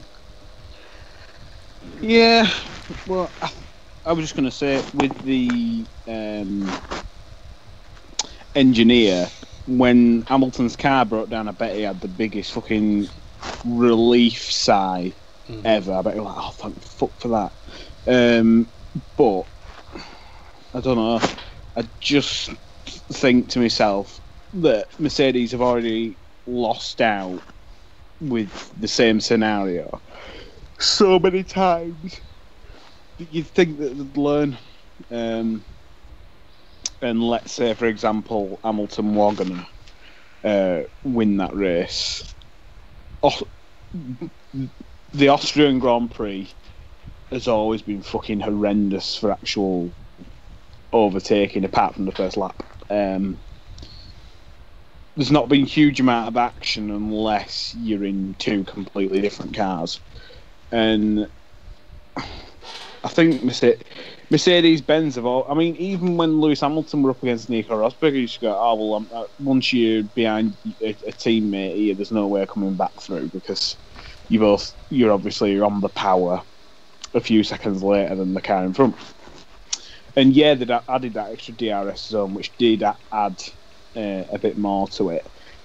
But I don't know, it just seemed like the wheels had already fallen off the wagon when Vettel breezed past Hamilton and he were on old tyres. Yeah. I mean, when the Red Bulls and Ferraris pitted, I think Verstappen was about 3.5-4 seconds behind Hamilton. When he come out of the pits going through the next split, it was 13.4 second gap. At that point, as Steve's saying, that's when the engineer should have gone, right, pit this lap. Because instead of it being a 20-second pit stop, it's only cost them 10 seconds. So you need to pit, otherwise we lose 10 seconds. That should have been the decision process straight away. What was the gap before they pitted? What's the gap at the first split after they pitted? Right, fucking get on it. Get in the pits. Anyway. The other option was to have just kept him out there, hoping that there'd be another VSC. Well, I think what they ended up trying to do was keep him out in the hope that he'd be able to one-stop the race. But his tyres died. I mean, the blistering was so bad. I'm on about his first pit stop. They could have kept. Obviously, they pitted him when they did, so they'd come out back ahead of Vettel. Yeah. His second pit stop was obviously once Vettel had gone past him. Now, in hindsight, they could have probably kept him on his first set of tyres and allowed Vettel to just close that gap up a bit. Because his first set of tyres weren't blistered, they were just running okay. Well, Hamilton didn't pit. Oh no, yeah, did. Lap 58, he pitted for super softs. But that's because his tyres were full. But I do think the plan was to take the tyres to the end, because they had said, or Pirelli had said, I think the soft tyres should last 60 laps. But given some of the mechanics of the cars and the heat, they were barely lasting 20 to 30. Anyway, okay, lap 20, Raikkonen fucked up at turn 3 and Ricciardo got past. I must admit, I liked that moment, because to me, it gave Ricciardo an opportunity, but it then triggered Raikkonen into, fuck, I've just fucked up, I need to get something out of this now. And to be fair, Raikkonen had a very good race, I thought. Yeah, was you expecting Ferrari to switch them towards the end? I was. I wouldn't have put it past them. I think if Hamilton hadn't retired, I think they would have done. I think I'd be tempted to agree with you on that. Yeah. Yeah, I think I'd agree. But yeah, as soon as Hamilton was out of the race, they didn't need to, because it's all bonus points for him anyway. Lap 23, I wrote that the audio didn't seem very good. You know how you've mentioned before, Steve, about being able to turn the volume up? Did either of you notice that the audio of the cars seemed to be very, very quiet for long periods in the race? Yep, I noticed that. And one of the reasons for that is the off-car microphones are far away from the edges of the track. So somewhere like Monaco, you've got them literally right on the edge of the track, on the walls of the circuit. Around Austria, they've got grass and gravel and microphone, so the sound's going to travel further to hit the microphone. But surely they can turn the volume up manually somehow. And they've got that fucking enhancement thing that we're seeing again this week. And the commentators on Channel 4 were talking over the top of it, but the car still sounded 10 times better. Yeah. So why not just use it all the fucking time? Yeah, definitely. Okay, lap 25, Hamilton pitted. I then wrote, okay, action time. How wrong was I? Very. There was no action at the front. Let's see, lap 20. There was action at the back, but we didn't see it. Well, lap 28, Leclerc was attacking Stroll, and that was a nice little battle going from turn 3 to turn 5. And then Leclerc dive bombed Stroll at turn 3 on the next lap. That was a decent little battle, but at the same time, do you think it's fair to be able to say the Sauber should not be at the back battling with the Williams? The Sauber should be further up the grid. Yes, but so should the Williams. True. I mean, you look at last year, if you'd have just bolted a current engine in the Sauber car, it would have been 2 to 3 seconds a lap quicker by the end of the season. Yeah. Okay, lap 32, Hamilton mentioned that he was feeling out of power, and I must admit at that point I thought, okay, he's going to be out of this race like fucking Bottas was. Yeah. Is it this new spec engine? There's an underlying issue with it. Well, I think we'll find out this weekend at Silverstone, won't we? Because I mean that's a power circuit. Hang on, didn't Ricciardo retire before Hamilton? No. Or after? No, well, actually no. Ricciardo may have. Ricciardo retired before Hamilton. Hamilton retired on lap 63. Right, yeah. Lap 63. Because Hamilton complained of loss of power. Yeah. But then Ricciardo retired, and then Hamilton retired. Yeah. See, lap 37, Sainz pits for super softs. That was his second stop because of blisters, so he was suffering with blisters a lot. Things I don't mind seeing cars struggle with the tyres. If it means more pit stops, good. Because I don't agree with one-stop races. They're just boring. Let's see, lap 38, Kimi Räikkönen, a nice move, turn 3 to 4 on Ricciardo for P2, and then just after that Ricciardo pitted.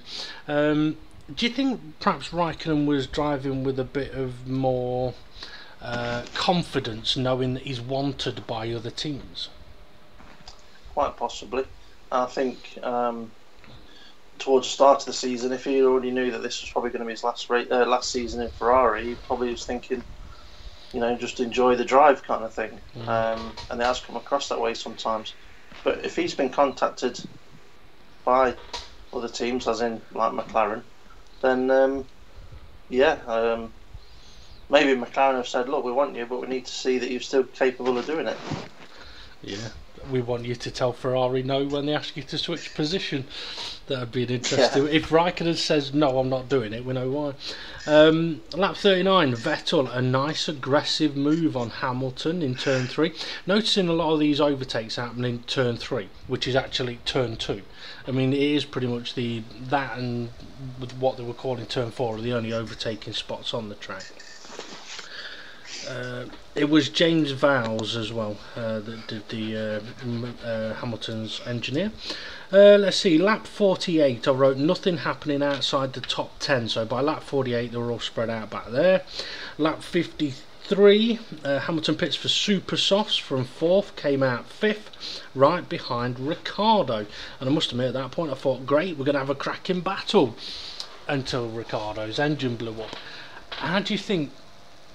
I wonder if he was thinking, okay, which of them knobheads has sabotaged my car because I was a dick on Saturday? Yeah, quite possibly.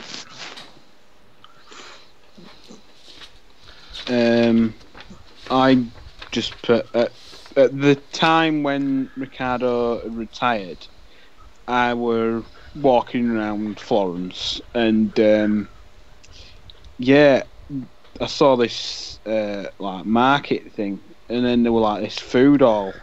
So Vicky, oh, we'll just pop in here. She pops in for a wee, and at that point, I turns around. There's a screen up above me showing Ricciardo pulling over and retiring. I thought, oh, fucking brilliant, we've got F1 on. And I realised that it was near end of race, and I'm like, oh shit.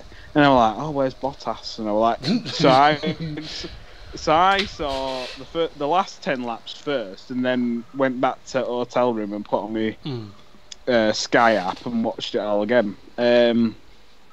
So then when that happened, and then I saw Hamilton, he didn't even like turn in for turn 2, or as everybody else wants to say, turn 3. And I kind of knew at that point. I thought, nah, he won't miss a breaking point by that much. There must be something fucking up. And yeah, I just kind of thought with Ricciardo, or a bit like that could be the nail in the coffin for him being at Red Bull. Because he's kind of thinking how many times in really, really good situations Ricciardo has always come away quite well, but then the other half at time, when he's been in a really good situation, his car's just given up. Not only that, I think you're right, but not only for that reason, all he'd have to do is think, this end, right, if I'm having problems with this engine, what's it going to be like next year? Yeah, exactly. Do I really want to sit here and fucking have to talk to the media going, oh, well, it's not great, but we're doing his best? And it's like, no, I just want to fucking drive. At least McLaren, yeah, it might not be amazing, but at least I've got at least I know I haven't got a shitter engine. Yeah, it'd be the same engine that you had at Red Bull. Okay, lap 55, I wrote P6 down are all lapped. Now, I know Austria's a short track, but even at that track, for that many cars to be a lap down, I think that surely that's got to get embarrassing. When you're looking at the timing tower and seeing, okay, P1, 2, 3, 4, 5, yeah, there's times. Everybody else 1 lap, 1 lap, 1 lap, 1 lap, 2 lap, 2 lap. But that's where I've said at the beginning of the season, it's Formula 1 is Red Bull, Ferrari, Mercedes. Formula 2 is Renault and everybody else. Yeah. I also wrote down at that point, Van Dorn was 18th, 2 laps down. Now, I don't know if you noticed, I mean, I'm going to jump to one of my notes towards the end of the race, which was lap 67, it's a 71 lap race, I think it was, yes, 71 lap race. Lap 67, I wrote, Van Dorn's out.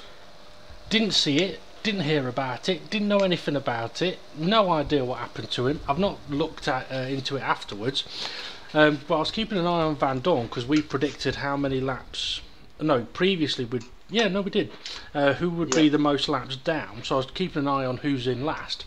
And I don't know whether McLaren just retired Van Dorn because he was 2 laps down, or whether his car broke down. I've no idea. Maybe he crashed out.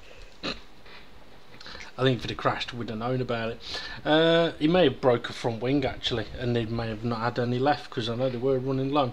Lap 57, Hartley out of the race. I don't think he's going to be in Formula 1 next year. No, but Toro Rosso needs some of their younger drivers to come through, but what's happened to their young driver? What's happened to their young driver program all of a sudden? It's a good question. You know, is it the fact that they've been promoting their younger drivers too soon, too early, that they've got through them that quick? When you look definitely. at how young they are now when they come into, I mean, how old's Gasly? 19, 18, 19. Yeah. Is it too young? But you look at Vettel, you look at some of the others that have come through. If they'd have held everyone off just a little bit, given some of the drivers longer careers. Well, John Eric Verne were definitely a big mistake of letting him go. I mean, I know that Formula E is just full of F1 has-beens, but he's been whipping people's asses. So he's clearly got talent. He probably just wasn't given the equipment. Mm-hmm. And I think it were a toss-up between him and Danny Rick when Danny Rick ended up going to Red Bull. So it can't have been that shit. And then I think, remember, if you think back now, I think it were 2013 when Vettel might have been, 2013. Vettel were in the Red Bull. Danny Kvyat wasn't even in Formula 1 until the beginning of 2014. His career lasted 3 seasons. Yeah. So a year and a half at Toro Rosso, and half a year at Red Bull. Half a year Red Bull, and then back at Toro Rosso. And not even that. I mean, for a career, for a young driver, they clearly just jumped and went, oh, we'll get somebody new in the car. Oh, look, this kid's doing brilliant in Formula 3. Shove him in an F1 car, he's the new big thing. 1 year later, oh no, Max Verstappen's the new big thing now. And yeah, like I say, you probably hit the nail on the head. They've promoted too much too soon, rather than actually getting a driver that's solid and sticking him in the car. It'd be a bit like even Lewis Hamilton. He had to win GP2 to get into Formula 1. Yeah. And even when he won GP2, there was still a question mark over whether he'd get the race seat in McLaren because it were a big risk. Yeah. Now also imagine, a question because he was the first black driver. Yeah, I mean, imagine Mercedes-Benz. They love that George Russell to bits that they ferry him round in. He's always in pit garage next to Toto. You know, he's fucking loving it. He was in the junior formulas though at the event as well. Yeah, but imagine if George Russell would have picked him out of obscurity 2 years ago and shoved him in a Force India or something. Yeah. He probably wouldn't have been ready. He'd probably been fucking out of F1 by now. Yeah. And that's kind of thing. Like with Kvyat, I think even myself, you underestimate how young some of these kids are coming through, and you're just like, fucking hell. Just, you know what I mean? Yeah. Probably do a bit of, they probably need to do what Brundle did. Go away, go to a different formula, destroy everybody, and show how good you really are. Yeah. Work on your craft, and then come back and go, you know, don't you think it was a mistake he got rid of me? That's why I've always liked Paul di Resta, because he didn't get that direct route into Formula 1. He went somewhere else, different class of cars, annihilated everybody, and then got his opportunity. So he came into Formula 1 as a champion. Montoya, when he came in, he was like, okay, who the fuck's this guy? But he was a winner when he came into Formula 1. And the fact that he could race and go round multiple corners was impressive. But I think you both could be right. They have promoted too quick. I mean, you look at Alguersuari and there was another one, his teammate, whoever, I can't remember his fucking name now. Buemi. Buemi. When those two were in the car, they could easily have kept those two drivers for another year in that car and done a good job. But they decided, no, let's fuck them both off and bring the next two through. But Alguersuari, I felt a bit sorry for him because I still remember looking at the footage. I used to get, like, end of every year, I used to get a Formula 1 DVD that, like, showed, like, highlights throughout the year. They were pretty shit, to be fair, looking back on them, and I stopped getting them around 2014. But I I think I started like getting them from like 2008 to about 2013 or whatever. And yeah, I remember it showing like I think it was 2012 or 2013. I think it was 2013 actually, and it was showing it were the race at Korea, and Vettel were just in practice. This is not even on a qualifying lap. In practice, following Al-Jashwari through the final sector at Korea. Now, if you remember that final sector of Korea, it was pretty much left, right, and not really. Yeah, and then not really an obvious place to go. Pull over on the marbles and go through, and I'll put my tyres up. So he were waiting for the start-finish straight to back off there, let him through, and Vettel were coming round the final corner, waving his hands, kicking off, throwing his toys out. I'm going, oh, what is this Toro Rosso guy doing?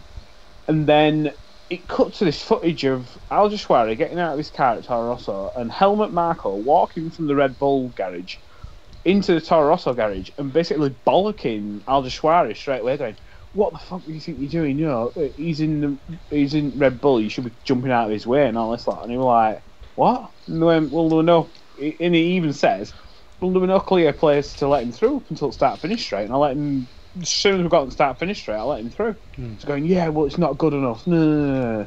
And at the end of that season, he were dropped. And at that very race, Al-Jashwari, I think he got P6 in the Toro Rosso that really should have been P15 and back. Oh, yeah. And he come over the line, like, cheering and stuff. And going, yeah, bloody hell, P6, brilliant. And even pit crew and everybody just went, yeah, well done. They weren't even bothered. Yeah. Even though it were P6, they were clearly, it had already been told, he's not fucking here at the end of the year. Yeah. And I felt a bit like, well, sorry, you know what I mean? The kid were only 19 at the time. Cut him some slack. I think it is too cutthroat for its own good. Yeah, I mean, things you look at the way that Sauber have not necessarily celebrated, but how happy Sauber have been with the results they've had when they finished P6, and you see the pit crews going mental, or even for Grosjean P4 this week, and you can see that there's happiness. They're really it almost feels like a win, and it's a bit of a cliche saying that, but for some people in certain teams, that's what it's like. And if you're racing a Toro Rosso, especially back in those years, a P6 finish was not, because you basically had Ferrari, Mercedes, Red Bull, but you also had McLaren up there. You also had Williams up there. So to break into the top 10 was a phenomenal achievement. Whereas now it's obviously you got to break into that top 6. But I mean, I would love to see a lot of documentaries about how certain people's careers went. I mean, with the documentaries that we've seen, like we're saying about Derek Warwick, you'll hear stuff and go, fucking hell, I would never have thought that, and you just simply don't, because you know nothing about it. And I can imagine the Karun Chandok one for me was an eye opener. Yeah, I still need to watch that. But there's so many things that I would love to know. Did you notice as well that when you won't have noticed, Steve, but this week's James Brundle, fucking hell, Brundle's pit walk, did you see him blank Bernie? No. Bernie was stood there, smack bang in the middle of the grid, right, having a sort of general chit chat with Christian Horner, literally looking straight at Brundle, as I say, I'm here, hello, I'm here, and Brundle just chatting, blah, blah, blah, blah, walked past him, just fucking totally blanked him, ignored him. I was like, oh, usually he'd say hello to him, but maybe he's not allowed to anymore.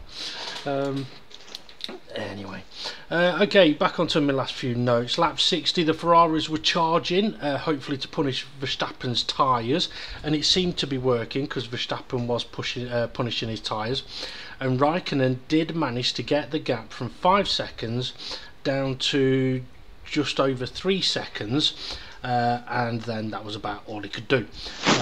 But there was a lot of battles towards the end of the race down at the back of the grid.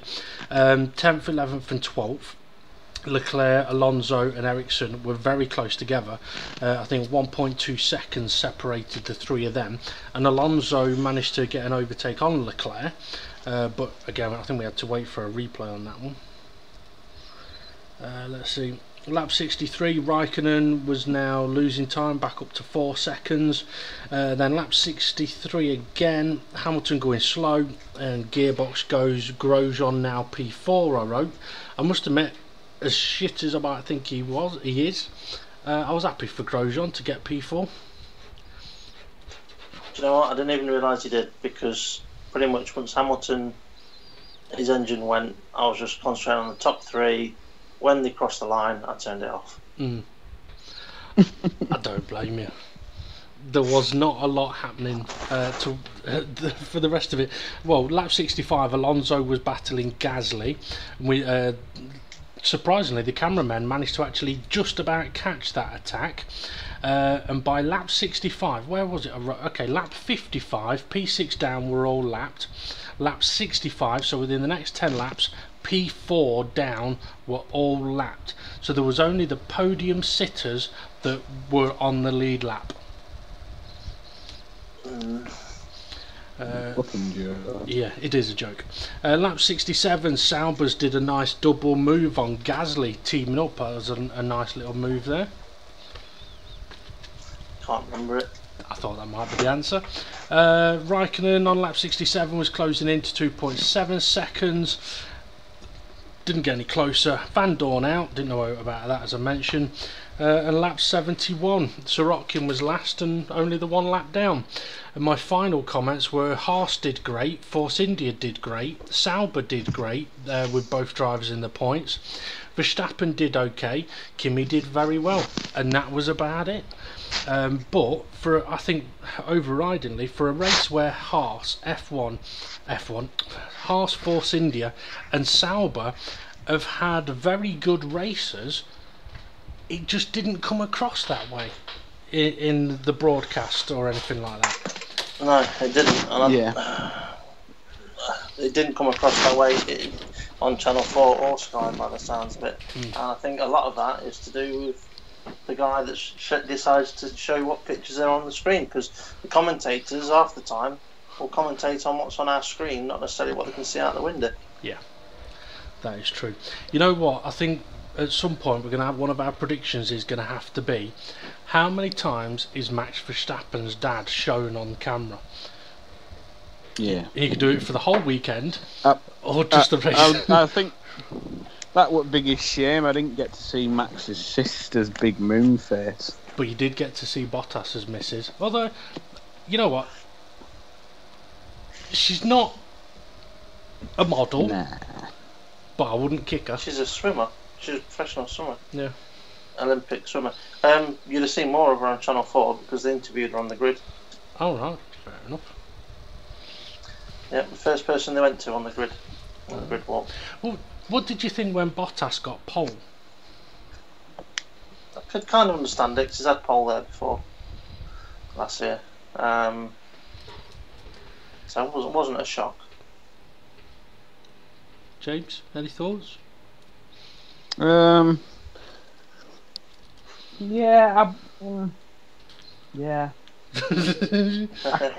I kinda.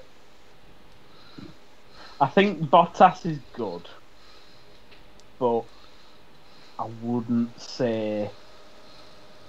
He can have his odd races here and there where he whoops Hamilton's ass, but I wouldn't say he's in that class. Killer instinct. Yeah, I'd say he's a very similar to Kimi Raikkonen. I think is that to do with the country it comes from? Maybe. But yeah. Did you see the press conference before the race where Ricciardo was asked by a Finnish reporter if he could pick any driver to be his teammate, who would he pick? And Ricciardo sat next to Raikkonen, and Ricciardo's like, well, I think I know who you want me to say. And he's like realising, okay, Finland, I know you want me to say Kimi. And Raikkonen turns around and goes, there's Valtteri as well. Okay, I've just had a quick look at how we got on with our predictions. Maybe I know now why I didn't do the picture. We all got football points. We all did get absolutely nothing on our predictions. For pole, Steve went with Hamilton, James went with Hamilton, I went with Verstappen, so no points there. Winner, Steve went for Hamilton, James went for Hamilton, I went for Ricciardo, no points there. Podiums, Steve went for Hamilton, Bottas, Ricciardo. All three didn't finish the race. James went for Hamilton, Vettel and Raikkonen. Only one of them didn't finish. I went for Ricciardo. I don't know why I was laughing at Steve. I went for Ricciardo, Hamilton and Bottas.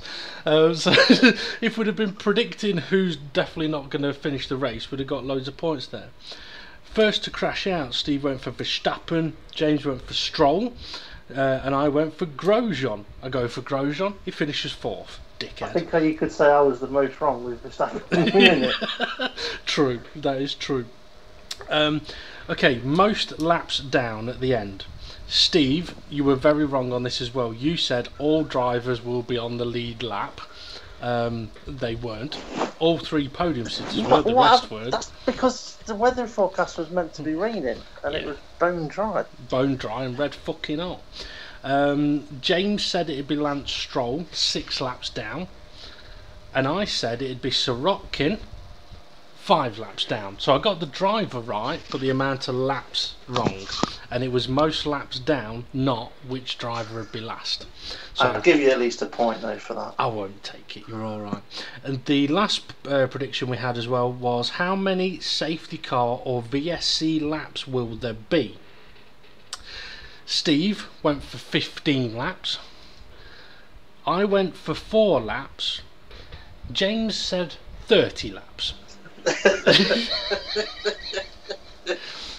Now, had it been raining, it may have been a possibility, but there wasn't any rain, and the amount of VSC laps was 2. That was it. There was the only safety car laps and VSC laps were 2 that I remember writing down. So no points for anyone there. We are all shit. So I would disagree. I would say it was a shit race. We were all wrong. Hang on, I'll get that. I'll change that. We're not shit. We're piss. Oh, hang on, no, we're shit as well. Who's having a shit? Not me. Or is it pouring a drink while farting? No. No, not me. Oh, I could have sworn I heard the sound of someone having a piss. Okay, we're going to need to do our Silverstone predictions at some point. We can do that shortly. But one thing I do want to mention is, you know how there was a lot of cars damaging wings, suspension on the little yellow curbs at Austria? But the Red Bulls weren't, the Mercedes weren't, the Ferraris weren't, even when they ran over the yellow curbs.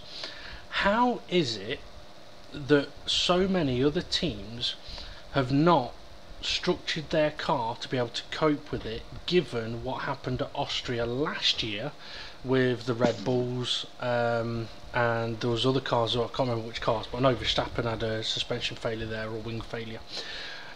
I know on Sky the team boss at Haas said that their car is basically designed to cope with the stresses of Austria, and if it can cope with Austria, it can cope with everywhere else. So how can other F1 teams not go with that same approach, especially McLaren, get to Austria and then go, hang on a minute, our car's fucking breaking? Because they work out what makes it the fastest and it's not working. It breaks. Yeah. Fastest doesn't necessarily mean unbreakable. True. True. Is James on mute? No, I'm here. Yeah, well, like I say, people trading, being desperate. The Red Bull seemed pretty solid. Ferrari seemed pretty solid. Mind you, Ferrari, I don't know. Maybe it's just because I got more downforce, but the top 3 teams, the drivers didn't seem to be getting stupid with the amount of extra curb they were taking. Whereas people with less downforce were probably pushing a bit too hard. But I don't know, like even I've seen the move with Van Dorn on the first lap. How on God's green earth did he not think, oh, I'm going to be losing my fucking front wing here?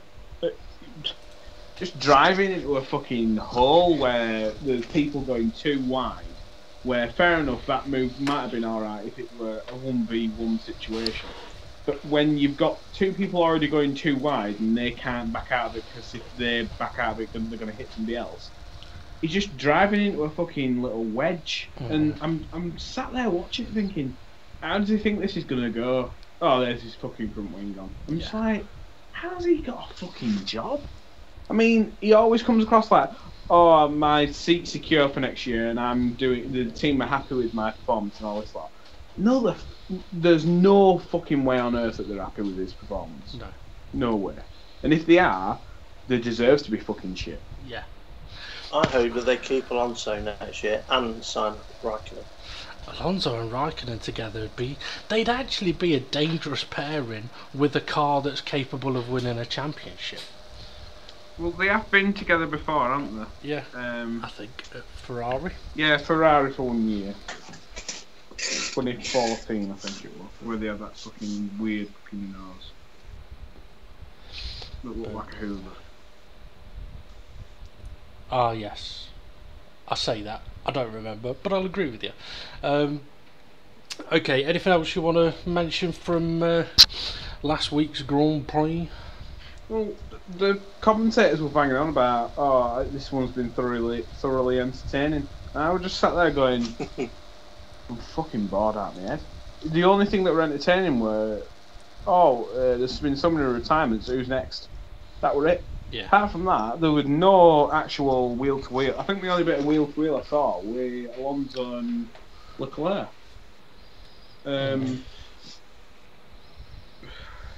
Just absolute drivel. Here's something for you. With so many cars failing to finish the race because of mechanical problems, how many of them are going to pick up grid penalties for the next race? Wow.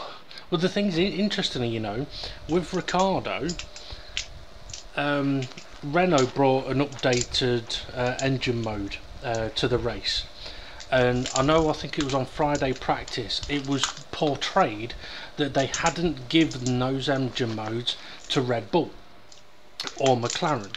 Turns out that's not the case. What actually the situation was, if Danny Ricciardo had taken the engine upgrade, he'd have incurred grid penalties for having a new engine. Ricciardo wouldn't have done, but wasn't given the upgrades anyway, which is a little bit odd. But Ricciardo could have potentially avoided not finishing by taking the engine upgrade, but by taking the engine upgrade he would have started further back and probably wouldn't have been anywhere near the front anyway. So I could see Ricciardo taking, well no, I don't think Ricciardo will take a penalty because of how many races that engine had done. I think he might be alright for Silverstone, I'm not sure, but I wouldn't be surprised if he does take a penalty. Hamilton and Bottas is an interesting one, because obviously those engines are brand new. So it's not to do with how new the engine is, it's how many engines you run, or how many parts of the engine no, that's what I mean. Those engines, right, are brand new, so they've brought a new allocation of engine parts, right? So they've already used one, they've now brought their second one, right? If they then have to scrap that and bring another one, then they could incur penalties not only now but later for bringing a fourth one. Because your gearbox is supposed to do, what was it, 6-7 races, and if it doesn't do the 6-7 races you get a gearbox penalty. So they could be looking at gearbox penalties for that. I wouldn't be surprised if there is, but yeah, we'll have to see. Let's see. I kind of think I haven't really got anything else from last weekend's race. I haven't. The more and more you think about the F1 rules, the more and more you think, you know what? If I were a company and I were involved in F1, I'd be pulling out. I'd be like, just fuck. I mean, what revenue must there be? I mean, I were in Italy for 5 days, right? And they bang on about like all the Tifosi and the Ferrari and all that stuff. And yeah, there were lots of people driving around with Fiats and Alfa Romeos. I did not see one Ferrari at all in the 5 days I was there. Yeah. But I think a lot of it's built up more than what it actually is. Like, the passion of the Tifosi, and if they don't do so well, then there's going to be a media shitstorm for Ferrari and all this lot. What a load of bollocks. I'm not kidding, it's just a load of bollocks. There's no way on earth that the Italian media can be so bad that it's fucking making, people lose sleep at night. No way on earth. I'm just at a point where I'm getting really bored upon them. Yeah. To a point where I'm like, you know what? I might cancel my Sky subscription because I'm just like, why am I paying this extra money? And I'm just not getting much back. I mean, I'd rather renew in 2021 or something like that when I know that the cars can actually follow each other and overtake. Whereas now, the only way you can overtake is through fake DRS. And the people that make these DRS moves, people are like, oh, and Crofty does his best, bless him. He's like, oh, what a move, he's gone off the inside, blah, blah, blah. Under braking, he's already fucking 50 metres in front, so what are you expecting? Yeah. There's no entertainment with DRS.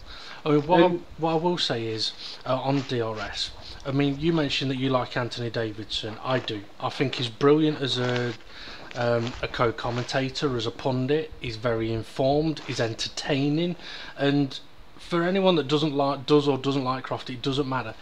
When you've got two commentators, they have to have a rapport, and Crofty and Anthony Davidson together have a laugh while they're working. And that to me is entertaining. I've spent many times over the last few years working on my computer, not actually watching the TV, just listening to them two in the practice sessions. Because if you listen to it, you hear everything you need to hear, and do all the stuff at the same time. Wanking doesn't work though, it's a bit off-putting trying to do that. But one of the things that Anthony Davidson was saying, they were talking about the new regulations and they were talking about DRS, and then obviously the additional DRS zone, which I'm glad they put it in, but it didn't really add anything extra. But it used to be a DRS zone, and I'm glad they brought it back. But one of the things that Anthony Davidson was saying was, let's not forget that DRS was brought in as a band-aid. It was brought in to try and help a situation. At the end of the day, the rules and regulations should create a vehicle where you can then go, right, let's get rid of that, we don't need it anymore. Not, right, here's the regulations, oh, and let's have DRS as well because it's exciting. It's not exciting. I mean, if you're in a situation, the thing is, Ross Brawn knows it, and he also says it, if you're in a situation where you're reliant on DRS, you've got a problem. Yeah. But that's why I'm glad that Ross Brawn, I mean, Ross Brawn could have taken pretty much any job at any team in Formula 1 or even any other motorsport, but he did always say, I'm waiting for the right job to come along, and I'm glad he's taken the job that he has, because it's a little bit like, okay, if Ross Brawn turned round and said, right, you're gonna have an aero package designed for you, right, that you build, but it's got to match these specifications, and everyone goes, no, that's bullshit. But then they go, but the person designing it is Adrian Newey. Everyone will go, oh, okay. And that's kind of the situation with Ross Brawn. Everyone's like, oh, we don't want to be told what to do, but it's Ross Brawn that's going to be deciding what you do. Oh, right, okay. That might not be too bad then. Yeah, but it just can't come soon enough for me. That's what she said. Because I'm just getting to a point though, like you can even just sense it in his voices before. before we even start talking, I mean, we fucking love Formula One. We would be doing podcasts if we didn't. But for us to just be so deflated about every week, even when it's been a semi-decent race, just completely deflated because there's no.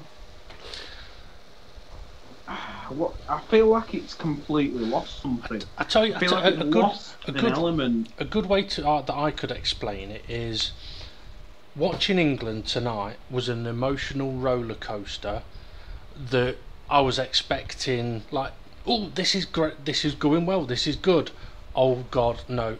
They fucked it again, we're going to get knocked out, to all of a sudden shock, surprise, elation. I mean, I fucking jumped and shouted. I was like, yes, come on. Admittedly I knew the neighbour was out, so I didn't mind about the noise, but I was physically shouting, yes, come on. And you don't get that from Formula One. Like, you think back to watching Mansell overtaking who was it he overtook round the final corner at Mexico. I could imagine watching that. It might have been watching that live and thinking he's not going to try that. He's not going to try that. Fucking hell, he has. He's done it. Fucking nice one. But that's it. I think just the actual the cars, and it all came. The cars that we've got now with these fucking million wings and all this shit. If I remember rightly, it was 2008, and the sport said the wings are getting out of control. We're going to strip everything back to basics. 2009 rolls round. Everybody's got the most basic fucking Formula 1 car you can think of, but Ross Brawn's done an absolute stunner, right? Then from that point, most years, everybody's going, yeah. We're not allowed wings, and we're substituting it with slipstream. So we've got like these Coke bottle shaped back end cars, size 0, all this media shit. Oh, you know, we're making his cars, all this lot.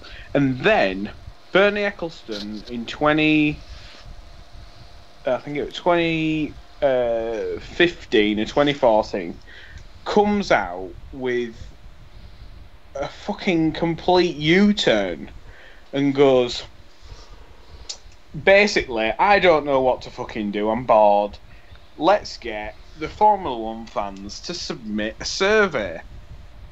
Now, no offence, and I find this with a lot of things, if you say to fans, give us a survey, 99% of the time, the survey, no matter what it is, it's fucking going to be wrong. Because I'd probably say, no offence, but 90% of Formula 1 fans don't really understand it as much as we do. Well, it's like all of those that say, bring back refueling, fuck off.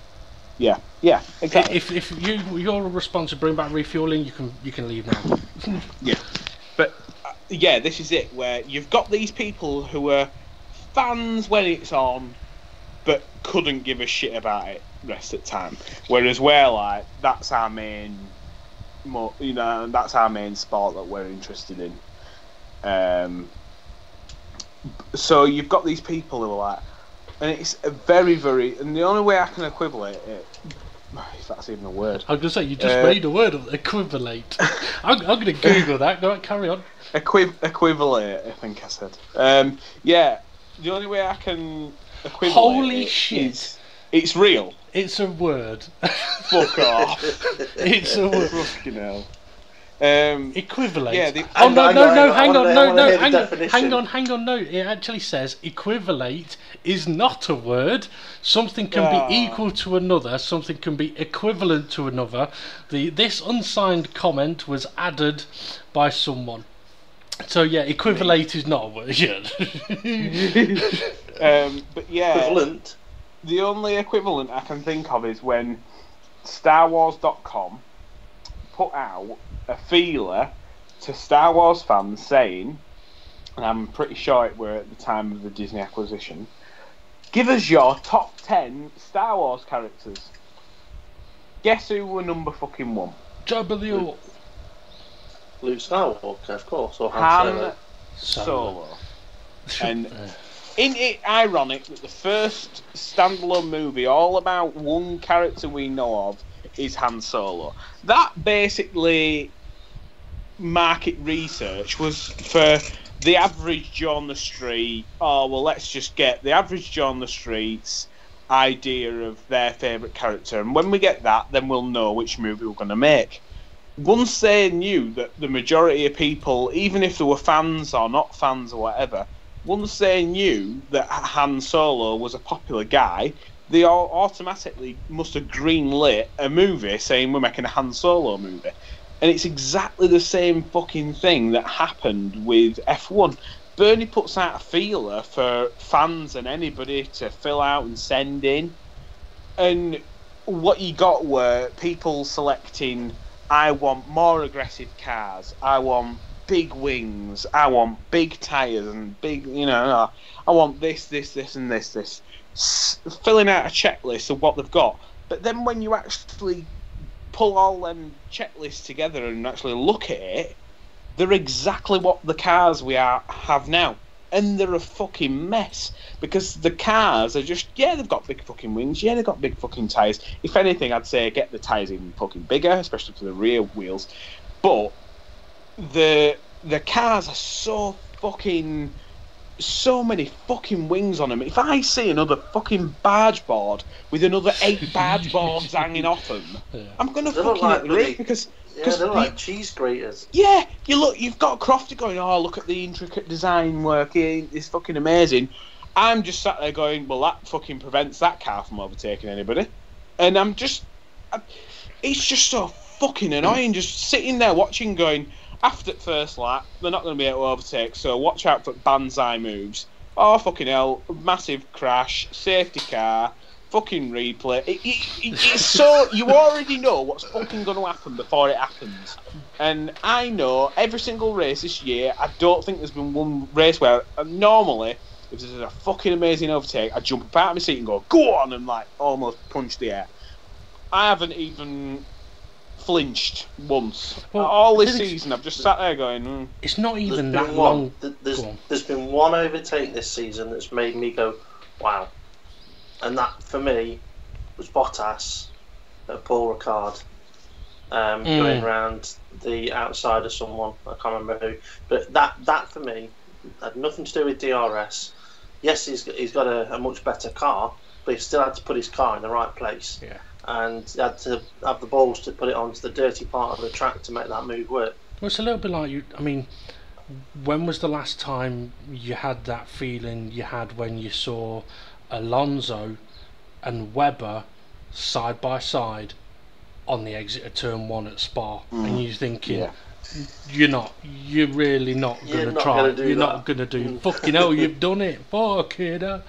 And these cars don't, it's like Hamilton said, these cars are brilliant until you're in a race, and then they're shit. Really. It's like James was saying though with the thing with Bernie and asking what fans want. It's alright the fans saying we want cars to go around the track faster, we want faster cars.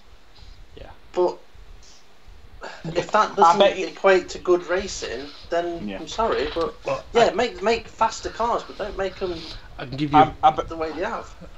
Go on, James. I bet you a tenner if you put a V10 engine in an F1 car and rip the wings off so that they went 20 seconds slower than what they currently are doing, the average Formula 1 fan wouldn't know the fucking difference. Yeah. They'd be going, fucking hell, they're going quick. But they'd actually be able to overtake. Yeah. Because the noise would make it sound like they weren't quick. I can give you a great quote from a movie, the latest RoboCop movie, where I can't remember the guy's name. He's a famous actor. You're coming with me. No, not that. No.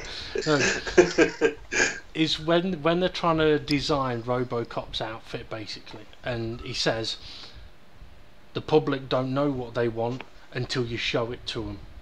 Yeah.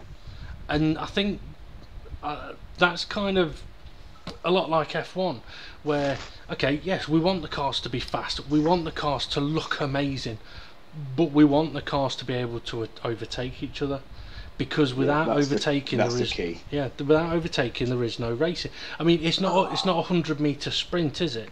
I mean, in a 100-meter sprint, you don't want to be seeing people overtaking each other, because then you think, okay, what's going wrong here? But it'd be like going to Jurassic Park and only seeing brachiosaurs. You'd get fucking bored after a bit. You'd be like, I want to see something rip something's fucking head off. Yeah. Let's see something dangerous. Literally, I've seen the latest Jurassic Park film. I've loved all the Jurassic Park films.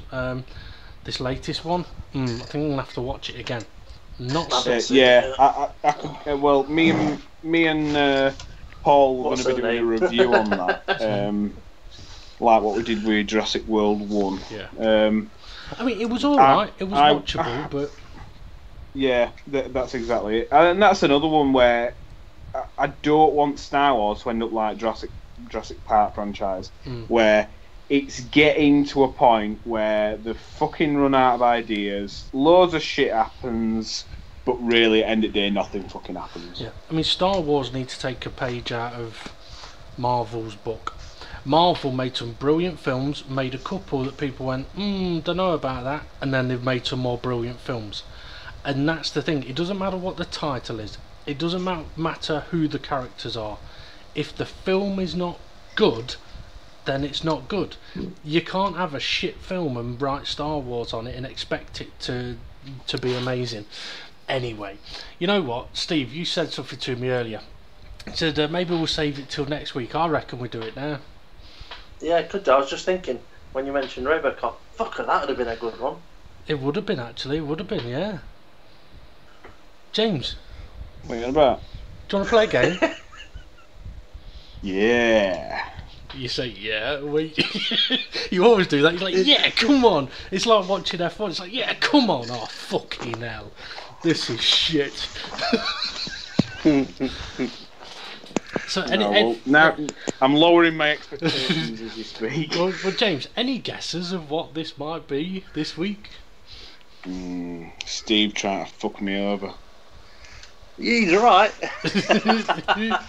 Oh, I put the wrong thing on. I put spoiler alert on. Yeah, spoiler alert. You're right, James. It's Steve's trying to screw you over.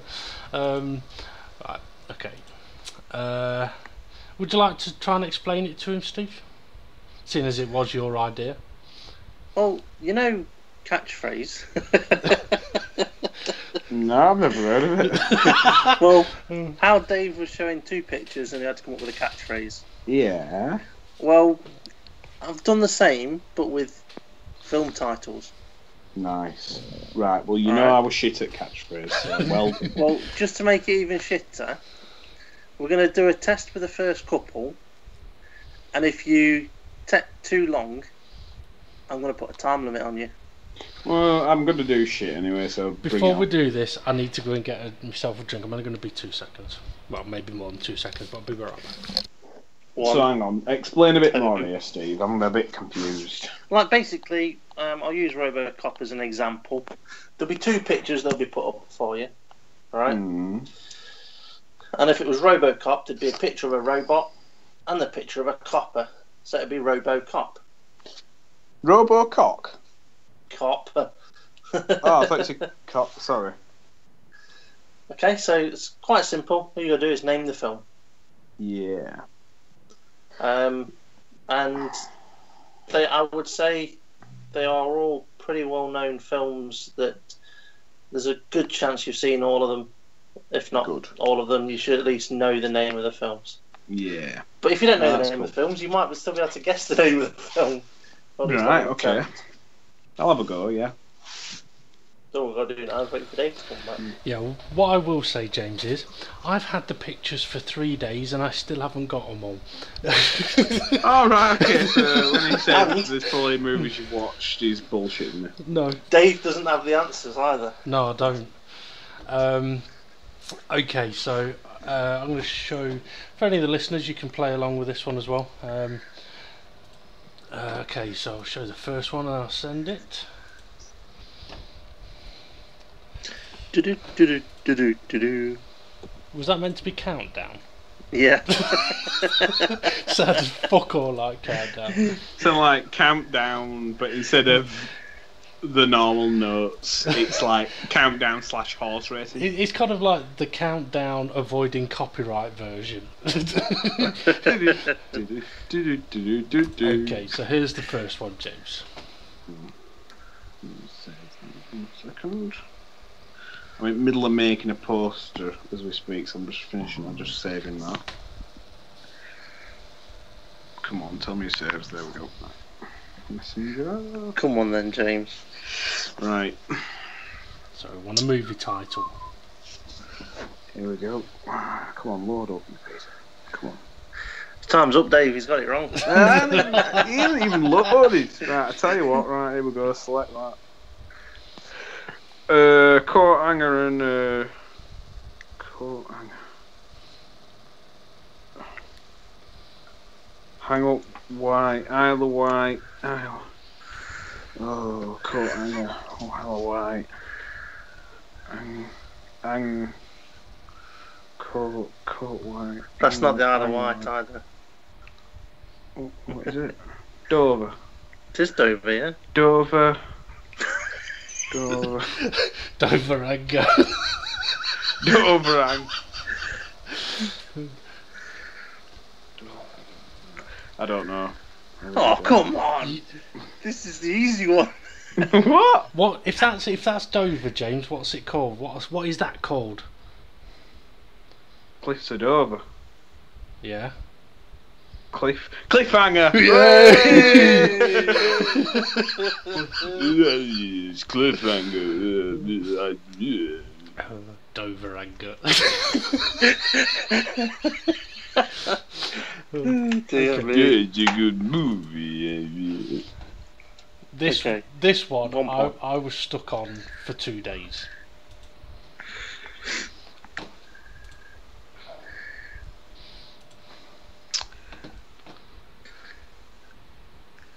Phantom Menace. Straight away. Hey. I got it. I'm thinking, who the fuck is that cartoon? I know who the fuck that cartoon character. Mask. It's not fucking Jim Carrey. What the fuck's going on? Okay, on to the next one. I only got this one today, you know. Yeah. Yeah. I don't think you'll get this one, to be honest. Okay. Who the fuck's that? I don't know. Dave thinks he's got it then. Well, I think I've got it. I think who the person is doesn't matter.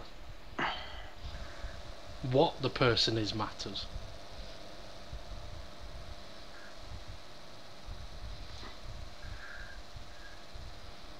I spent fucking Olympic. I tell you, James, it's fuck all to do with Olympic. Why has it got fucking Olympics?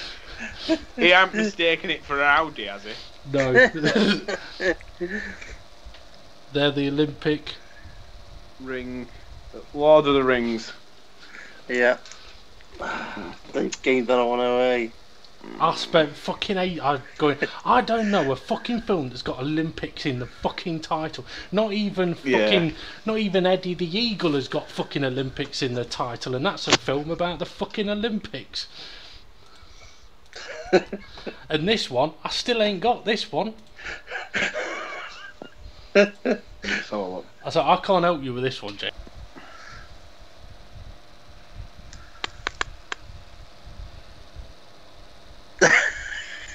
Silence of the Lambs. Yep. Oh, bang on. fucking hell. How did I not get that? I'm thinking Ahmed, dead terrorist. I couldn't. You know what, Steve? The only reason I got it was because of lambs. I have no fucking clue what that fucking skeleton is. Don't you? Well, his famous phrase is "Silence, I kill you."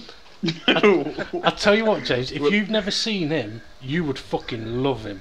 I have to send And you his mates. and his mates, yeah, especially Bubba. Bubba. He took his son to work one day. Ahmed. He blew himself up. He was over here, up there, and down there.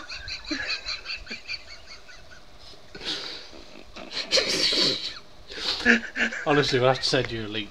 I've watched. I mean, When I first saw it, I was in hysterics. You'll either love it, and just don't let Vicky catch you watching it. She'll think you're a child. No, she'll like it. Oh, you'll either love it or it'll go over your head like. Meow.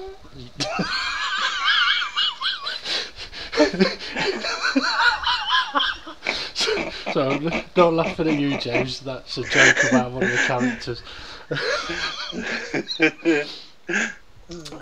Yeah, we've definitely got to send you a link about Jeff Dunham.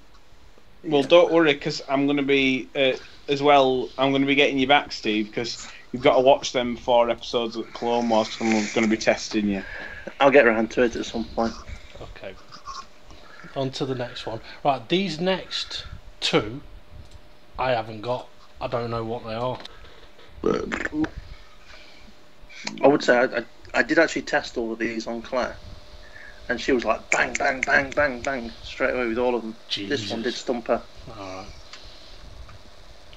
Alright.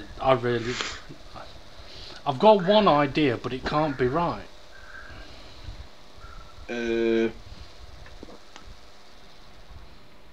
Logo wall. Some wall. Well, I was thinking Wall Street, but why would the sweets be there? Yeah.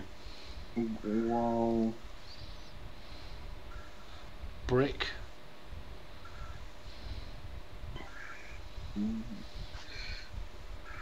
I'm so trying not to say anything. Well, let's just have a look here. We've got Wi-Fi, YouTube, Bugatti. I have never seen any sweets like them before. Yeah, I would say that it's somewhat logo. No. You're showing your innocence by not knowing what they are. Drugs. Oh. I still ain't got a clue. Wall drugs. Drug wall. I don't know. Don't have a clue. Alright, I'm going to put a counter on you. You've got 20 seconds. Yeah, you can count to 0. I don't know what it is. It's not going to be acid. It could be acid. 10 seconds to go. See if Dave can get some bonus points in here. Wall acid, brick acid. Bricksdacy. 3, 2, 1, 0. Give us a clue. Wall-E. Oh! Fucking bollocks. Wally. You fucking dickhead. You are a fucking Wally, Steve. The thing is, now you've said it, it's fucking obvious. I even said ecstasy. Yeah. Fucking what, you fucking prick. I've been stuck on that for days, you cunt. And this one. This one comes with pleasure and pain.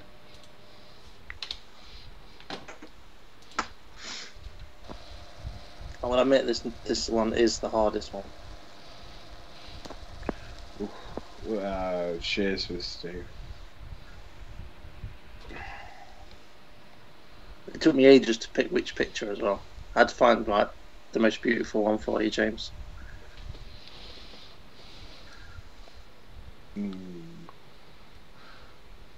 Hang on, is there an eye? There's an eye in them. Isn't there an eye in the middle of that brain? If there is, there's not meant to be. Right. That's the megalocum, whatever it's called. Mind. Did I just hit a thumb? You did it, a thumb, yeah. Oh, sorry.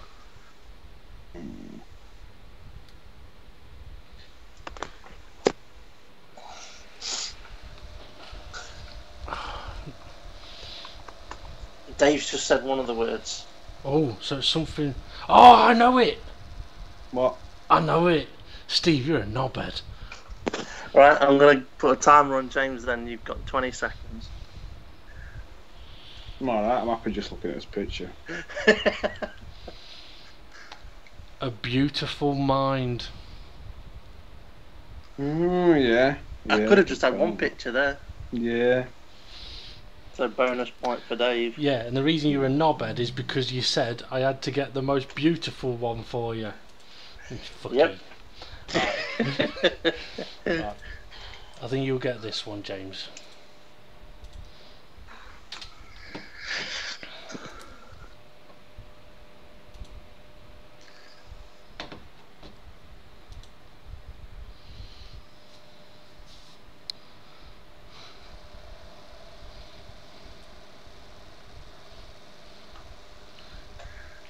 Is that you two on a train? It's not David, but it is me, my older brother, and my mum. From about 35 years ago. From about 38 years ago. Oh, wait a bad guess.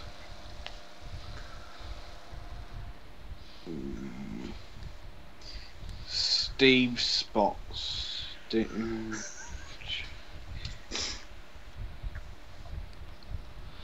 Spot.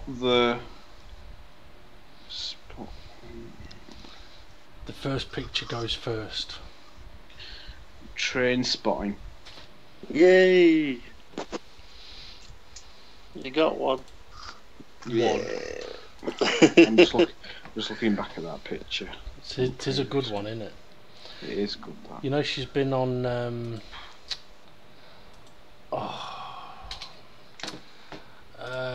Crystal Maze. Annoyingly, Tight lycra.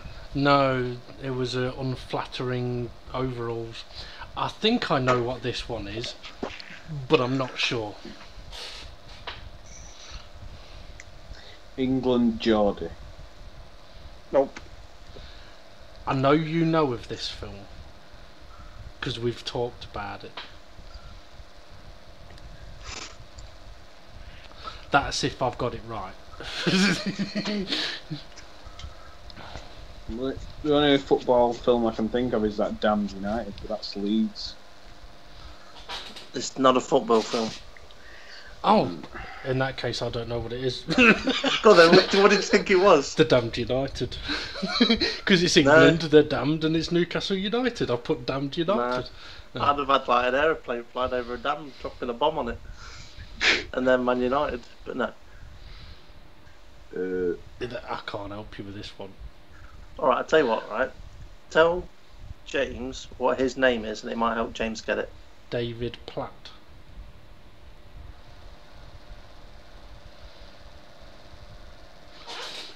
I can't. Don't help me. I can't think of a film with Platt in the title or David.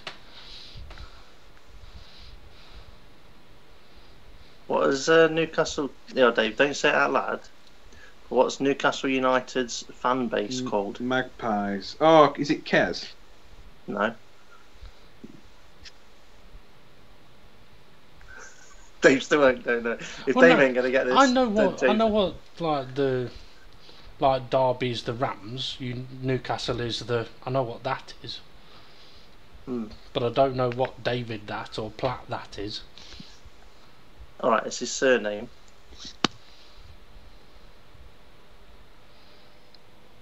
Ain't got a fucking clue. Are you giving up, James? Yeah, I don't have a clue. Platoon. Oh. Right, Newcastle The United are known as Toon. the Toon Army. They're known as the Toon Army. Oh. So they're the Toons. So yeah, Platoon. So I do know a film with Platt in the title. Fucking. I don't fucking like this game. Oh God.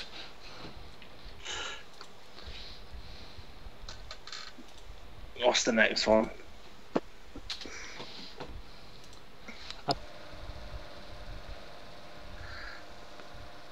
Oh, that one.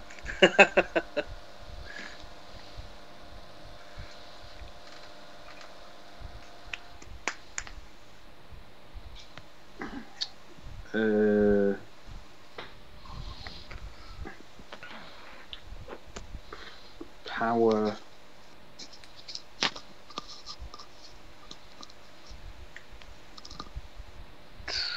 It'd be good if James was a ranger and he's like, Power Rangers. No.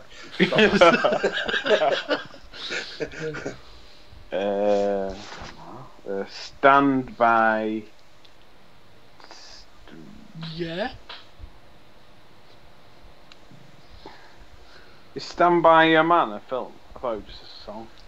No. Stand By Man is a song.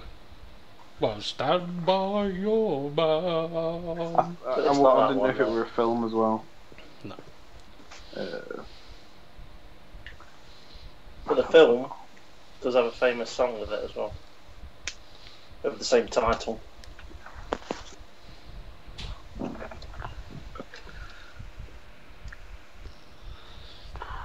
Got a clue. Who's the picture on the right? It's me, innit?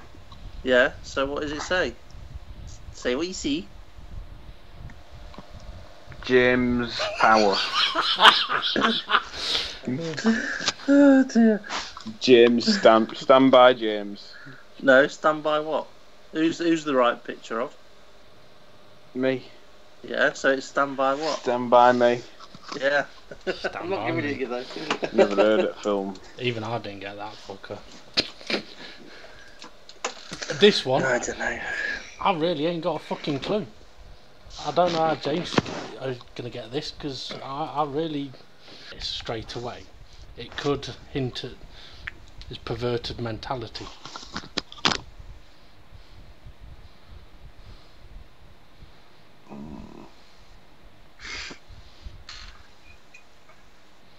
Silence is golden.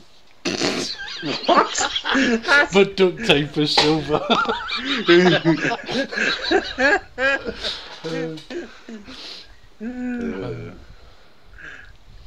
Trying to think.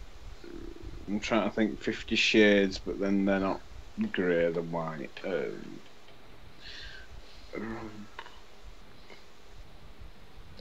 Sex tape. Yes. Oh, Well done, James. yeah, well done. I did not get that.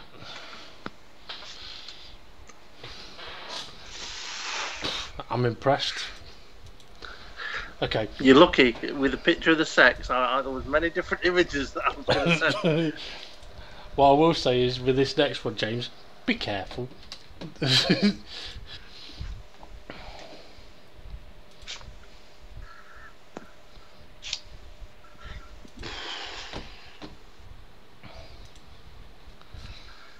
Steve's wife's maids. Bridesmaids. Yeah. Well, how long did that take you? 6 seconds? Took me a day and a half.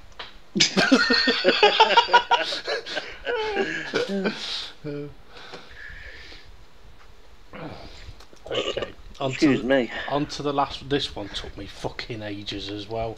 And once I worked it out, I was like, I felt like a right fucking dumb knobhead.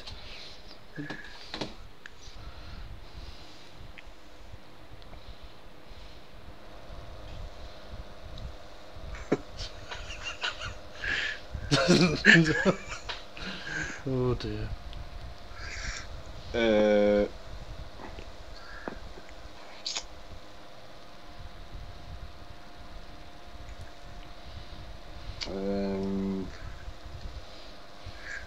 Say what you see. Say something anyway.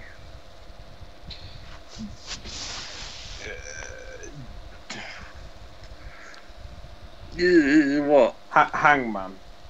Nope. I don't see a man. We're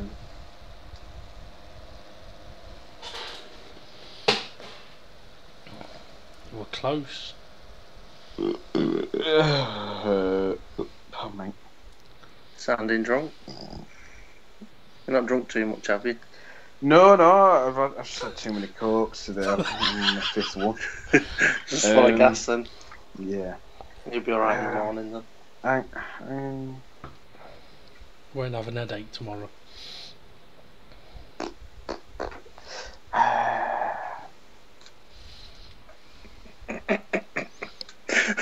don't have a clue. What happens when you get drunk? The next day. Hangover. Yeah.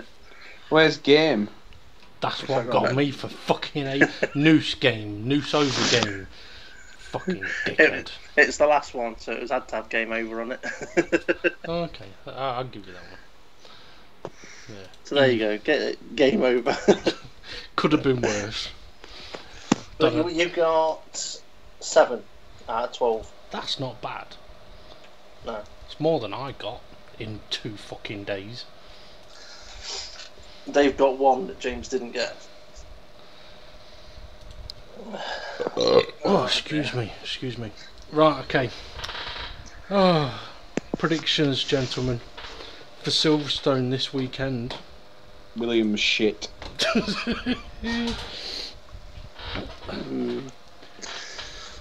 Yeah, I don't think that's a prediction. I think that's a foresight. Foresight. That's right, isn't it? Foresight. How many times do you have it where you see a word written? That was someone's wind. You see a word, you see a word written, and you think that can't be written right. It looks fucking wrong. I've had that today with the word sport. For whatever reason, I was looking at it thinking, that just doesn't look like it's fucking spelt. That can't be right. I had to Google it to make sure. That's how bad my fucking mind worked today. So I'm going to be screwed on the predictions for this weekend's race.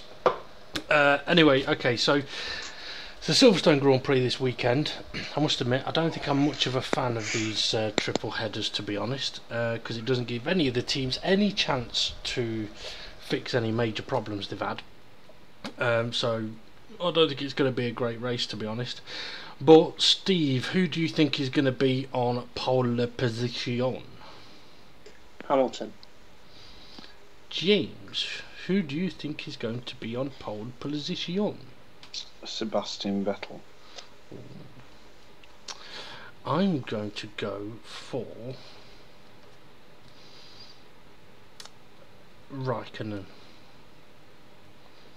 I don't know why, but I don't think it'll be Hamilton, because I think he's going to have grid penalties. Okay, Steve, who do you think is going to win the race?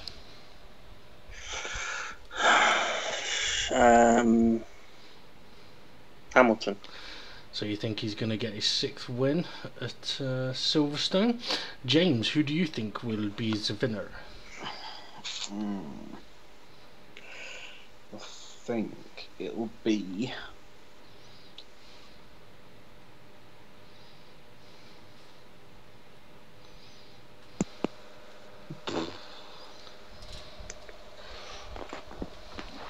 Stop looking at pictures of Rachel Riley and concentrate. yeah. I'm gonna say. I wonder how many times you Google Rachel Riley naked to see if there's any new pictures. Nah, Every day, innit? Never any. I'm gonna say Kimi Raikkonen. Ooh. Interesting, because I've gone for Vettel. So I think Raikkonen will get pole and Vettel will win. You think Vettel will get pole and Raikkonen will win. Okay, your podium 3, Steve. Hamilton, Bottas, Vettel.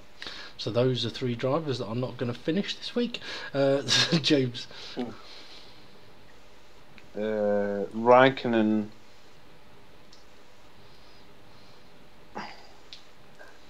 Hamilton, Ricciardo. Oh, so Vettel's going to have a shocker then. Okay, I'm going to go Vettel, Hamilton, Raikkonen. First to crash out, Steve. Grosjean. He's had his good race for the year. Okay. James.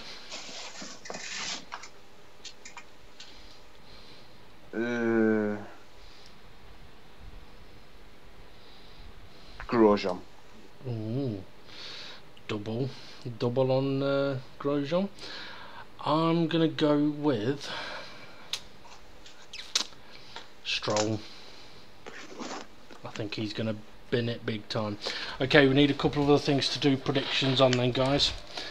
What about how many non-finishers? Okay, yeah, we could do that. Go on then, how many do you think that there will be? 3. So you think there'll be 3 DNFs. James? 6. Ooh. So you think Vettel's going to wipe out a third of the grid? Well, Grosjean's going to wipe out a third of the grid, including Vettel. Yeah, I think there might be something a bit Big. dodgy on first lap. I'm going to go with 4, I think. Okay. One more.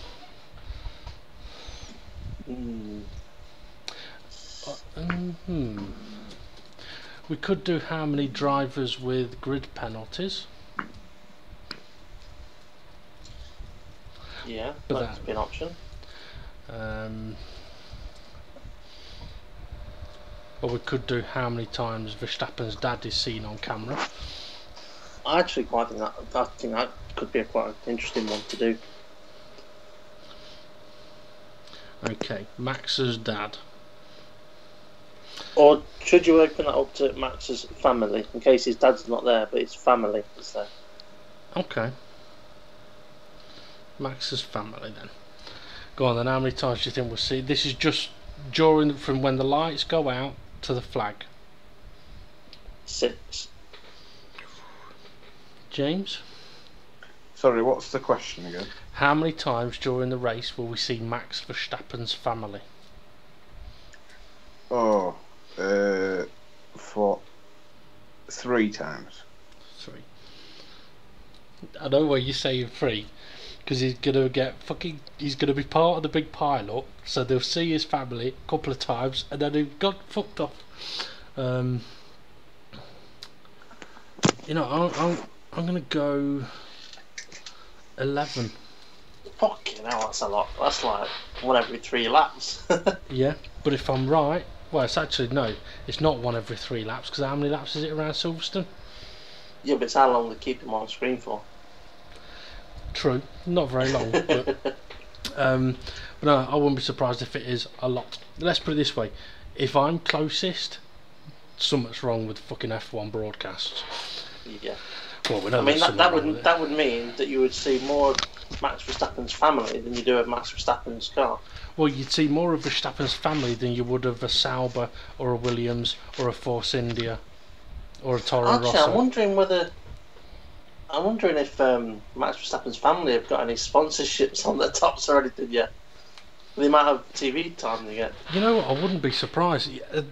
Last weekend's race was the first time I was tempted to Google whoever it is that sponsor Niki Lauda, because obviously he always wears his hat, and apparently the amount of money he gets from the sponsorship deal for that hat is quite a lot.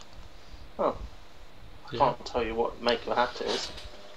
No, it's not make of hat, it's just a brand on the You know hat. what I mean. I couldn't tell you what's on the hat. It's probably Ferrari hat. No. I know it's red. Lauda's hat. I'm going to Google it quickly. Lauda's hat sponsorship. Well, that's from 2014. Jesus Christ.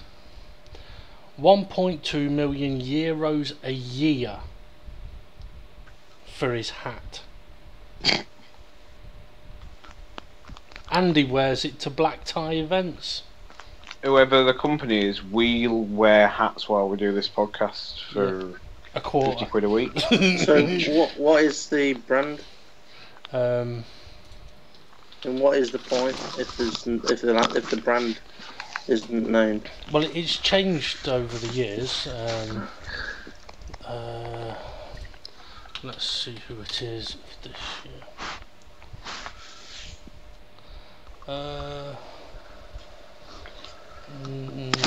Not finding it at the minute.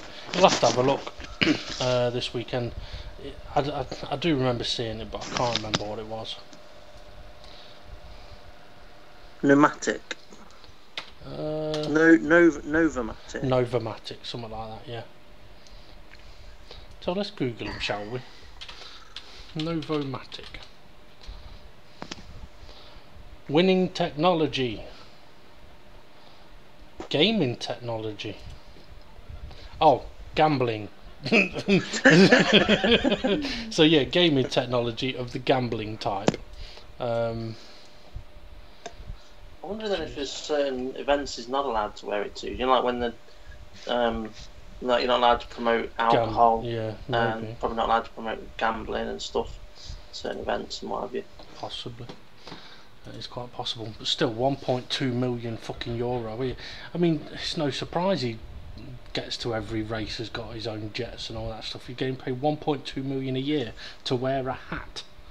Well, he's got his own jet. He had his own airline company, didn't he? Well, I think he's still got it. No, he sold it after there was that major incident where nearly 200 people died. Yeah, I remember watching that on one of the Discovery Channel crash investigations, and I was like, "Oh shit! Didn't realise that one of his had crashed." Yeah, because of the upset that it put him through, the thoughts of the families and stuff, and he felt like it was not that it was his fault, but because it was his plane. Yeah. He couldn't deal with going through that again. Yeah, it's kind of not that you kind of hope that you'd never have to, though, wouldn't you? No, that is true. But shit does happen. I mean, fuck's sake, they still haven't found MH370. So, which reminds me, actually, James, you know you were on about watching 9/11 conspiracy theory videos and stuff like that. Yeah. I watched an interesting one yesterday, which was about the thermite theories. Yeah. I've seen this coming up, but I've not watched it yet. Yeah. Well, it might not be the same one, but yeah, there's a video about the thermite theories, and apparently there's quite a bit of the investigations that were done that just don't look into, like, for example, there was no I'm trying to think of the word, scientific search for explosives, right? No. None whatsoever, which means from I can't think of the word, from an investigative perspective, you can't rule that out because you've not tested for it, which I think is kind of crazy, considering that the amount of times I've watched like air crash investigation videos, and if a plane has gone down, like if a plane goes down, unless they know exactly what the reason is, they do test for explosives. They want to know, was it a bomb or not, that caused the plane to come down and stuff like that. Now, okay, the planes were flown into the building, but you should still check for explosives. So one of the things was like mentioning stuff about stuff that scientifically should have been checked for, but simply was not checked for, which leaves a big grey area. But also there were things like statements made, like, for example, there's thermite and there's thermate. There's two different things. I just thought the guy spelt it wrong, but apparently there's two different things. Now, thermite I know about from watching Mythbusters. Now, apparently Mythbusters basically refused to refused to mythbust 9/11. They didn't want to get into that. But what they did do is they did a lot of other experiments with thermite to show what thermite can do, and people can make their own conclusions from it. And what a few of the statements were, for example, that thermite or thermate can't cut in a horizontal line or in a vertical line. So this guy's basically doing experiments to see how much thermite or thermate it would take to be able to A, put a hole in steel, and B, whether you could have it cut in a straight line or not. And he tested it in numerous different ways, and I must admit it was quite spectacular. And he did manage to work a way to get the explosives to basically cut in a straight line. The only thing is, the way he did it, for someone to have done that to the towers, it'd take years to set it up. The stuff would already have to be there ready to go to just flick a switch, basically. But it was an interesting program, because one of the things that they were saying is, like, thermite apparently was found when that was something that they did find, I think, at 9/11. And I forgot what I was going to say now. Yeah, they were on about the temperatures of the towers and stuff like that. So they wanted to know at what temperature this thermite is getting to when it's cutting a hole in steel. Now there were certain circumstances where it did nothing to the steel, but with a slight variation the temperatures were the same, but it cut a fucking hole in the steel. Now it didn't necessarily say we're proving that thermite was used, but it was just proving that thermite can cut holes in steel. Do it. Yeah. I've sent a link in our chat, see if it's the one that you've watched. I've not watched it yet. Because if it's that one that you're mentioning, I'll probably watch it later. Yes, it is. That's the one. Yeah. I mean, it wasn't the most in-depth 9/11 conspiracy theory video I've seen, but it was just a theory of what metals can do under certain circumstances and what he did. I found it quite interesting. I thought it was interesting, that screenshot you took of that other video that you watched, because I've watched that one as well, where it's like these are some of the side panels of the airplane that impacted the World Trade Center. Well, where's the flame damage? Did you see that picture, Jay? I think you may have been in Italy. Yeah, I think I did have a look at that. Yeah. I mean, I would have expected any parts of the aeroplanes to be scorched, burnt, charred. Yeah, but it was literally, it just had a bit of scratch damage. Okay, it had been ripped apart, but it was just scratch damage. Now I don't know whether it was part of the plane that had perhaps gone all the way through the building out the other side. That may explain it, but I still would have expected some burning on that. But it just looked suspicious to me. Also, that video that I was just talking about, it does go on about how, I mean, you may have know bits of this from what you've seen, James, but about there being what looks like molten metal pouring out of windows. Yeah, that's the same one where it's like, well, it literally looks like a furnace. Yeah, well, this guy shows how the thermite basically creates that exact situation and scenario. And also, you know, you mentioned when we did the conspiracy theory video about building number 7, the explosions out the window. Well, in the Twin Towers there were big explosions out of windows as well, and he showed how that can happen as well. Not necessarily showed how it could happen, he says, could this stuff do this? Let's find out. And you find out. But quite interested anyway, I thought. Yeah, I don't know, it just asks more questions than I know that day. It's just... It definitely does. I know. Right, weird. I've got something to show you guys to hopefully try and, what's the word, reignite your excitement in Formula 1 a little bit. Alright, at least I'm going to try. So I've got a little video that I want to show you. So you're going to try and turn me on Formula 1 wise? You pervert, but yes. Well, basically, it's a video that I saw and stole, and it made me think, why have we not got more of this? We used to have it, so why have we not got more of this? Because I think it's cool as fuck. Maybe this is part of you shouldn't listen to the fans, but I think this is cool as fuck. So let me know when you got it loaded up and you can see it, and I'll put it on for the viewers and they can hear us while we talk. Because there's no volume on it. I had to turn the volume off in case the music was copyrighted. It's just loading now. Yeah. But let's say, for example, alright, okay, Austria, right, imagine, before you watch it, Austria, James, you felt it was a bit of a, oh shit, sorry, I just got chest pain, a bit of a boring race.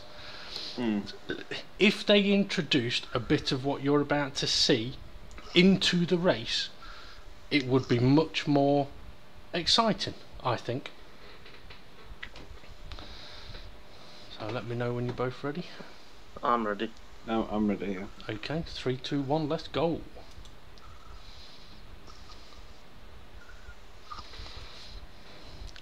Now, I don't necessarily mean the donuts, but the infrared, the thermal camera. They used it for a while a few years ago, and I thought it was cool as fuck. And I think they really should bring it back into Formula 1. Because seeing, like, they go on and on and on about the tyres, and being able to see what's happening with the tyres, and like seeing the tyre marks and the exhaust blowing and the bits of rubber flying off, and okay, it's not going to add anything to the race, but from a viewer perspective, when the race is going a bit boring, like for example, you say, right, Lewis Hamilton's tyres are blistering, let's have a look under the thermal on the thermal camera, what's happening to his tyres. So from a viewer perspective, I think it could just be much cooler. Looks like somebody's throwing a load of thermite over it. No, it does. But I mean, I know when the thermal camera first came out, it was fucking brilliant. It really was. Makes you wonder why they've not continued to use it, unless they're going to bring it back in at some point. Unless the teams just didn't want other teams to be able to look and go, oh yeah, they've got hot tyres. True. I don't know. Either way, I don't know. Right, well, I don't know about you guys, but I'm done if you're done. I bet you're saying we'll finish and I'll remember something that'll pop in my head and I'll be like, oh fuck, I need to say. Oh, hang on. There was something that I've been meaning to mention on the podcast for the last few weeks and I keep forgetting. And every time I've finished, I've gone, fuck, I didn't mention that, and I can't remember now what it is either. So why mention it? In the hope that it would trigger my memory. It's a little bit like, you know, they say that if you can't find your house keys, for example, if you say house keys, you'll find your house keys. It would be nice if that picture was true, Steve, but unfortunately it's not, because I've seen the same one with a picture of a bloke. Yeah, but England win the World Cup and Rachel Riley do countdown naked. That studio would be full that day, that's for sure. I can't remember what it is that I was going to mention. I'll remember it as soon as I fucking come off the air. I know it. We'll have to come back on specially just for you. No, we won't. So I'm going to have to get myself some food, I think. I've eaten my Cornish pasty, but I'm going to have to get something else, I think. It might be 1 o'clock in the morning, but I'm a bit hungry. Right, guys. Anything else you want to mention? Not off the top of my head, no. I think we're done. Okay. I think we are. Alright, well, thank you for listening in, viewers. Apologies again that we were on as late as we were today. Blame England for that, and us for being English. And James for going on holiday and leaving us here. But yeah. Okay, British Grand Prix this coming weekend. Hopefully it'll be a cracker. More than likely going to be a shocker, as most of the races have been this season. But anyway, we can hope, I suppose, if England can win a penalty shootout in the World Cup, then an F1 race can be exciting at some point, maybe.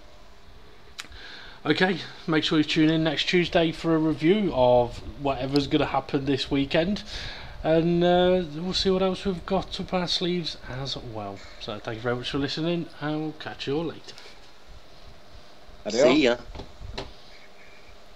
Blah blah blah blah blah blah blah blah blah blah blah blah blah blah.